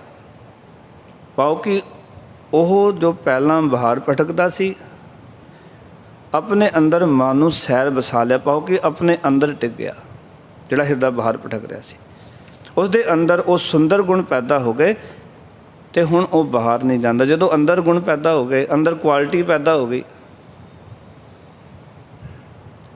ਸਿੱਖੀ ਕੁਆਲਿਟੀ ਦਾ ਨਾਮ ਹੈ, ਗਿਣਤੀ ਦਾ ਨਾਮ ਨਹੀਂ ਹੈ। ਸਿੱਖੀ ਇੱਕ ਕੁਆਲਿਟੀ ਹੈ। ਗੁਰੂ ਗੋਬਿੰਦ ਸਿੰਘ ਮਹਾਰਾਜ ਕਹਿੰਦੇ ਮੈਨੂੰ ਕੁਆਲਿਟੀ ਚਾਹੀਦੀ, ਇਸ ਕਰਕੇ 5 ਸਿੰਘਾਂ ਦੀ ਚੋਣ ਕੀਤੀ। ਮੈਨੂੰ ਗਿਣਤੀ ਮਿਣਤੀ ਨਹੀਂ ਚਾਹੀਦੀ ਵੀ ਕਿਤਨੇ ਸਿੰਘ ਨੇ, ਮੈਨੂੰ ਤਾਂ 1.25 ਲੱਖ ਖਾਲਸਾ ਮੇਰਾ ਇੱਕ ਹੀ ਹੈ। ਔਰ ਗੁਰੂ ਸਾਹਿਬ ਨੇ ਕਰਕੇ ਵਿਖਾਇਆ ਚਮਕੌਰ ਸਾਹਿਬ ਦੀ ਗੜੀ ਵਿੱਚ। ਇਸ ਕਰਕੇ ਲੋਕ ਕਈ ਵਾਰੀ ਹੈਰਾਨ ਹੁੰਦੇ ਨੇ ਵੀ ਇੱਕ ਪਾਸੇ ਜੋ 10 ਲੱਖ ਫੌਜ ਹੈ, ਇੱਕ ਪਾਸੇ 40 ਸਿੰਘ ਨੇ, ਔਰ ਇੱਕ ਜੱਥਾ ਜਿਹੜਾ ਉਹ 5 ਸਿੰਘਾਂ ਦਾ ਜਾ ਰਿਹਾ। ਤੁਸੀਂ ਆਪਣੇ ਆਪ ਆਈਡੀਆ ਲਗਾਓ ਕਿ 5 ਸਿੰਘ 10 ਲੱਖ ਦੀ ਫੌਜ ਨਾਲ ਲੜ ਰਹੇ ਨੇ, ਕਿਤਨਾ ਨਾਲ ਲੜ ਰਹੇ ਨੇ ਇੱਕ ਸਿੰਘ। ਵਿਚਾਰ ਆਪੇ ਕਰਕੇ ਵੇਖੋ ਨਾ, ਵੀ ਆਪੇ ਦੇਖੋ ਨਾ ਕਿੱਦਾਂ ਸਿੱਖਾਂ ਦੇ ਅੰਦਰ ਉਹਨਾਂ ਨੂੰ ਪਤਾ ਹੈ ਵੀ 10 ਲੱਖ ਦੀ ਫੌਜ ਹੈ, ਅਸੀਂ ਜਿਉਂਦੇ ਤੇ ਆ ਨਹੀਂ ਸਕਦੇ। ਉਹ ਮਰਨ ਜਾ ਰਹੇ ਨੇ, ਉੱਥੇ ਤੈਅ ਕਰਕੇ ਜਾ ਰਹੇ ਨੇ ਅਸੀਂ, ਕਿਉਂਕਿ ਉੱਥੇ ਮਰਨਾ, 10 ਲੱਖ ਦੀ ਫੌਜ ਦਾ ਮੁਕਾਬਲਾ ਕਰਨਾ। ਪਰ ਉਹਨਾਂ ਦੇ ਅੰਦਰ ਹੌਸਲਾ ਹੈ, ਉਹਨਾਂ ਦੇ ਅੰਦਰ ਹਿੰਮਤ ਹੈ। ਉਹ ਸਿੰਘ ਨੇ, ਸੂਰਮੇ ਨੇ। ਅਤੇ ਸੂਰਮਾ ਉਹ ਹੁੰਦਾ ਉਹ ਕਦੀ ਰਨ ਵਿੱਚ ਜਾ ਕੇ ਡਰਦਾ ਨਹੀਂ ਹੈ। ਸੂਰਮਾ ਕਦੀ ਪਿੱਠ ਨਹੀਂ ਦਿਖਾਉਂਦਾ। ਔਰ ਉਹੀ ਉੱਥੇ ਚਮਕੌਰ ਸਾਹਿਬ ਦੀ ਗੜੀ 'ਚ ਹੋਇਆ। ਗਿਣਤੀ ਜ਼ਿਆਦਾ ਨਹੀਂ ਸੀ ਸਿੰਘਾਂ ਦੀ, ਪਰ ਸਿੰਘਾਂ ਦੇ ਹੌਸਲੇ ਉਸ 10 ਲੱਖ ਦੀ ਫੌਜ ਤੋਂ ਵੀ ਵੱਡੇ ਸਨ। ਇੱਕ ਵਾਰੀ ਉਚਾਰਨ ਕਰੋ ਸਤਿਨਾਮ। 10 ਲੱਖ ਦੀ ਫੌਜ ਦਾ ਉਹ ਹੌਸਲਾ ਨਹੀਂ ਸੀ ਜੋ ਉਹਨਾਂ ਸਿੰਘਾਂ ਦੇ ਹੌਸਲੇ ਸੀ, ਜਿਹੜੇ 5 ਸਿੰਘ ਆਪਣੇ ਆਪ ਨੂੰ ਕੁਰਬਾਨ ਵਾਸਤੇ ਜਾਂਦੇ ਸਨ। ਗੱਲ ਤਾਂ ਹੌਸਲੇ ਦੀ ਹੈ, ਗੱਲ ਤਾਂ ਜਿਗਰੇ ਦੀ ਹੈ। ਦੇਖੋ ਜੰਗਾਂ ਹੋਈਆਂ ਸੰਸਾਰ 'ਚ, ਜਰ ਜੋਰੂ ਜ਼ਮੀਨ, ਪਰ ਇਹ ਜੰਗ ਹੋ ਰਹੀ ਹੈ ਜ਼ਮੀਰ ਦੀ। ਇਹ ਜਰ ਜੋਰੂ ਜ਼ਮੀਨ ਲਈ ਨਹੀਂ ਹੈ, ਇਹ ਜ਼ਮੀਰ ਵਾਸਤੇ ਜੰਗ ਚੱਲ ਰਹੀ ਸੀ। ਇਹ ਸਾਨੂੰ ਅੱਜ ਸਿੱਖ ਧਰਮ ਨੂੰ ਸਮਝਣਾ ਪੈਣਾ ਕਿ ਗੱਲ ਸਿੱਖੀ ਜ਼ਮੀਰ ਦੀ ਹੈ, ਕੋਈ ਜ਼ਮੀਨ ਜਾਇਦਾਦ ਦੀਆਂ ਗੱਲਾਂ ਨਹੀਂ ਹਨ। ਪਰ ਸਾਡੇ ਸਿੱਖ ਤਾਂ ਬਹੁਤ ਗੁਰਦੁਆਰਿਆਂ ਦੇ ਪਿੱਛੇ ਲੜੀ ਜਾਂਦੇ ਨੇ, ਗੱਦੀਆਂ ਪਿੱਛੇ ਲੜੀ ਜਾਂਦੇ ਨੇ। ਸਿੱਖੀ ਸਾਰੇ ਹੋਰ ਪਾਸੇ ਚਲੀ ਗਈ। ਕਦੀ ਉਹ ਸੀ ਕਿ ਨਵਾਬ ਕਪੂਰ ਵਰਗੇ ਜਿਹੜੇ ਕਹਿੰਦੇ ਸਨ ਮੈਨੂੰ ਨਵਾਬੀ ਨਹੀਂ ਚਾਹੀਦੀ, ਮੈਨੂੰ 5 ਪਿੰਡਾਂ ਦੀ ਨਵਾਬੀ ਮਿਲ ਰਹੀ ਹੈ, ਨਹੀਂ ਚਾਹੀਦੀ, ਇਹਨੂੰ ਵਾਪਸ ਲੈ ਜਾਓ। ਅੱਜ ਸਿੱਖੀ ਕਹਿੰਦੇ ਨੇ ਭਾਵੇਂ ਸਿਰ ਚਲਾ ਜਾਏ ਨਵਾਬੀ ਸਾਨੂੰ ਮਿਲਣੀ ਚਾਹੀਦੀ ਹੈ। ਉਲਟਾ ਹੋ ਗਿਆ ਅੱਜ। ਉਹ ਕਹਿੰਦੇ ਸਨ ਨਵਾਬੀ ਨਹੀਂ ਚਾਹੀਦੀ, ਅਸੀਂ ਤਾਂ ਘੋੜਿਆਂ ਦੀ ਲਿੱਦ ਚੱਕਦੇ ਹਾਂ, ਗੁਰੂ ਦੀ ਸੇਵਾ ਕਰਦੇ ਹਾਂ, ਸੁਖੀ ਰਹਿੰਦੇ, ਸਾਨੂੰ ਤਾਂ ਇਤਨੀ ਸੇਵਾ ਚਾਹੀਦੀ ਬਸ। ਸੰਗਤ ਆਉਂਦੀ ਹੈ ਉਹਦੇ ਜੋੜੇ ਝਾੜ ਲੈਂਦੇ, ਬਸ ਇਤਨੀ ਸੇਵਾ ਚਾਹੀਦੀ ਹੈ, ਕਿਉਂਕਿ ਇਸ ਤਾਂ ਗੁਰੂ ਸਾਹਿਬ ਦੇ ਸਿੱਖ ਹਾਂ। ਅੱਜ ਦੇ ਸਿੱਖ ਵਿੱਚ ਅਤੇ ਉਸ ਵੇਲੇ ਦੇ ਸਿੱਖ 'ਚ ਇਹ ਫਰਕ ਹੈ। ਇਸ ਕਰਕੇ ਭਗਤ ਕਬੀਰ ਸਾਹਿਬ ਅੱਗੇ ਫਿਰ ਇੱਕ ਵਿਚਾਰ ਦੱਸ ਰਹੇ ਨੇ। ਕਹਿੰਦੇ ਜਾਚਕ ਜਨ ਦਾਤਾ ਪਾਇਆ, ਸੋ ਦੀਆ ਨਾ ਜਾਈ ਖਾਇਆ। ਕਹਿੰਦੇ ਜੋ ਮਨੁੱਖ ਮੰਗਤਾ ਬਣ ਕੇ ਪ੍ਰਭੂ ਦੇ ਦਰ 'ਤੇ ਮੰਗਦਾ, ਜਾਚਕ ਪਾਓ ਮੰਗਤਾ, ਦਾਤਾ ਪਾਇਆ, ਉਸ ਨੂੰ ਦਾਤਾ ਪ੍ਰਭੂ ਆਪ ਮਿਲ ਪੈਂਦਾ। ਜਿਹੜਾ ਕਿ ਗੁਰੂ ਦੇ ਦਰ 'ਤੇ ਜਾਚਕ ਬਣ ਜਾਏ ਨਾ, ਮੰਗਤਾ ਮਿਲ ਜਾਏ, ਗੁਰੂ ਪੁੱਛਦਾ ਤੈਨੂੰ ਕੀ ਚਾਹੀਦਾ। ਸਿੱਖ ਕਹਿੰਦਾ ਮਹਾਰਾਜ ਮੈਨੂੰ ਕੁਛ ਨਹੀਂ ਚਾਹੀਦਾ, ਤੁਸੀਂ ਚਾਹੀਦੇ ਹੋ। ਗੁਰੂ ਆਪ ਉਸ ਨੂੰ ਮਿਲ ਪੈਂਦਾ ਹੈ। ਉਹ ਕਹਿੰਦਾ ਮੈਨੂੰ ਰੱਬ ਚਾਹੀਦਾ, ਉਹਨੂੰ ਰੱਬ ਮਿਲ ਪੈਂਦਾ ਹੈ, ਕਿਉਂਕਿ ਉਹਦੀ ਮੰਗ ਹੀ ਰੱਬ ਦੀ ਹੈ। ਸਿੱਖ ਛੋਟੀ ਮੰਗ ਨਹੀਂ ਮੰਗਦਾ।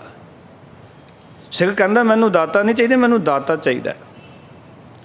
ਤੁਸੀਂ ਸ਼ਬਦ ਪੜ੍ਹਦੇ ਹੋ ਨਾ, ਸਭੇ ਥੋਕ ਪ੍ਰਾਪਤੇ ਜੇ ਆਮੈ ਇੱਕ ਹੱਥ, ਗੁਰ ਤੇ ਮਹਿਲ ਪ੍ਰਾਪਤੇ ਜੇ ਲਿਖਿਆ ਹੋਵੇ ਮੱਥ। ਸਭੇ ਥੋਕ ਪ੍ਰਾਪਤੇ ਜੇ ਆਮੈ ਇੱਕ ਹੱਥ। ਜੇ ਗੁਰੂ ਸਾਹਿਬ ਹੱਥ 'ਚ ਆ ਗਏ, ਗੁਰੂ ਸਾਹਿਬ ਨਾਲ ਸਾਡੀ ਗੱਲਬਾਤ ਹੋ ਗਈ, ਗੁਰੂ ਸਾਹਿਬ ਜੀ ਨੂੰ ਅਸੀਂ ਮਨਾ ਲਿਆ, ਪਰਮਾਤਮਾ ਨੂੰ ਆਪਣੇ ਵਸ ਵਿੱਚ ਕਰ ਲਿਆ, ਅਤੇ ਜੇ ਰੱਬ ਦੇ ਨਾਲ ਸਾਡੀ ਸਾਂਝ ਬਣ ਗਈ ਨਾ, ਸੱਚ ਜਾਣਨਾ ਜੋ ਰੱਬ ਦਾ ਉਹ ਸਭ ਕੁਝ ਸਾਡਾ ਹੋਏਗਾ। ਉਚਾਰਨ ਕਰੋ ਸਤਿਨਾਮ।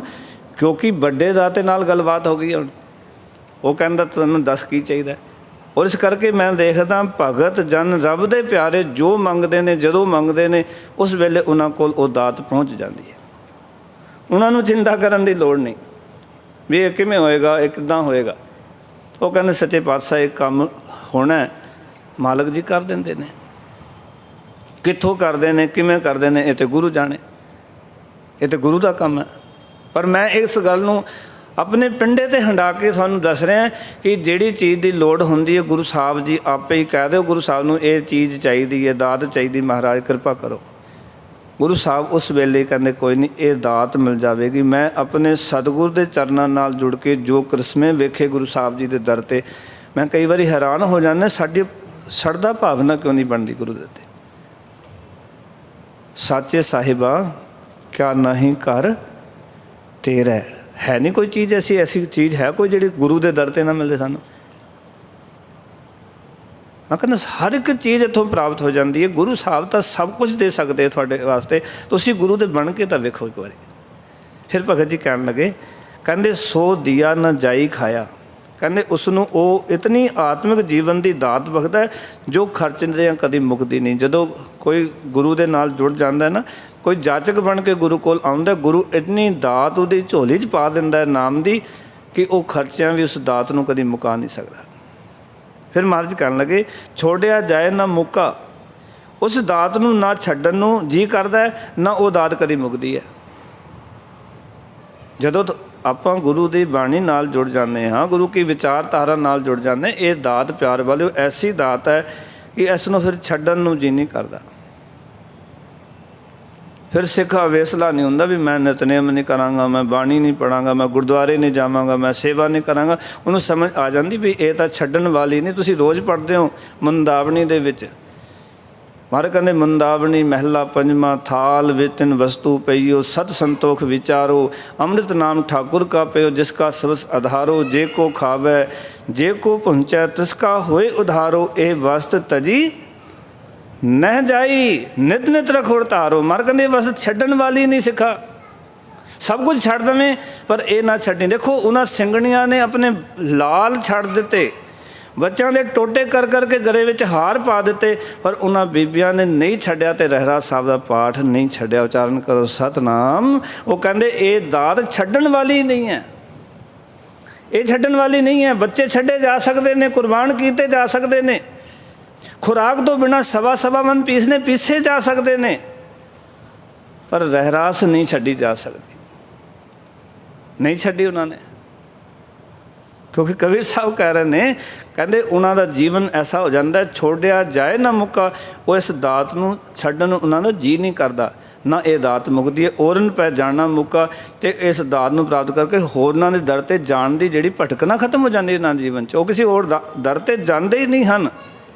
ਜੋ ਜੀਵਨ ਮਰਨ ਨਾ ਜਾਣੈ, ਸੋ ਪੰਚ ਸੈਲ ਸੁਖ ਮਾਨੈ। ਜੋ ਮਨੁੱਖ ਇਸ ਆਤਮ ਜੀਵਨ ਨੂੰ, ਅਟਲ ਜੀਵਨ ਨੂੰ, ਕਹਿੰਦੇ ਆਪਾ ਭਾਵ ਨੂੰ ਮਿਟਾਉਣ ਦੀ ਜਾਚ ਸਿੱਖ ਲੈਂਦਾ ਹੈ, ਮਰਨਾ ਜਾਣ ਲੈਂਦਾ, ਸੋ ਪੰਚ ਸੈਲ ਸੁਖ ਮਾਨੈ।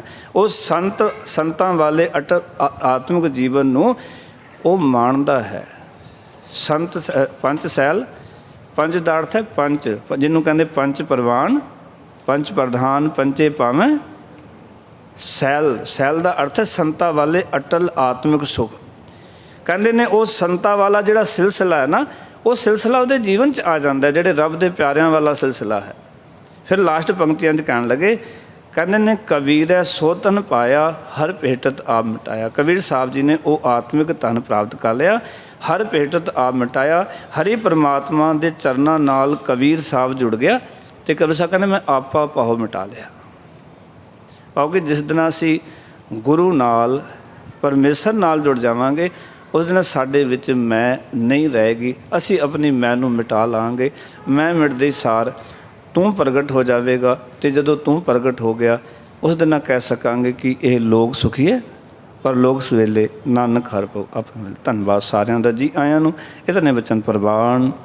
ਫਤਿਹ ਦੀ ਸਾਂਝ ਕਰੋ। ਆਖੋ ਜੀ ਵਾਹਿਗੁਰੂ ਜੀ ਕਾ ਖਾਲਸਾ, ਵਾਹਿਗੁਰੂ ਜੀ ਕੀ ਫਤਿਹ।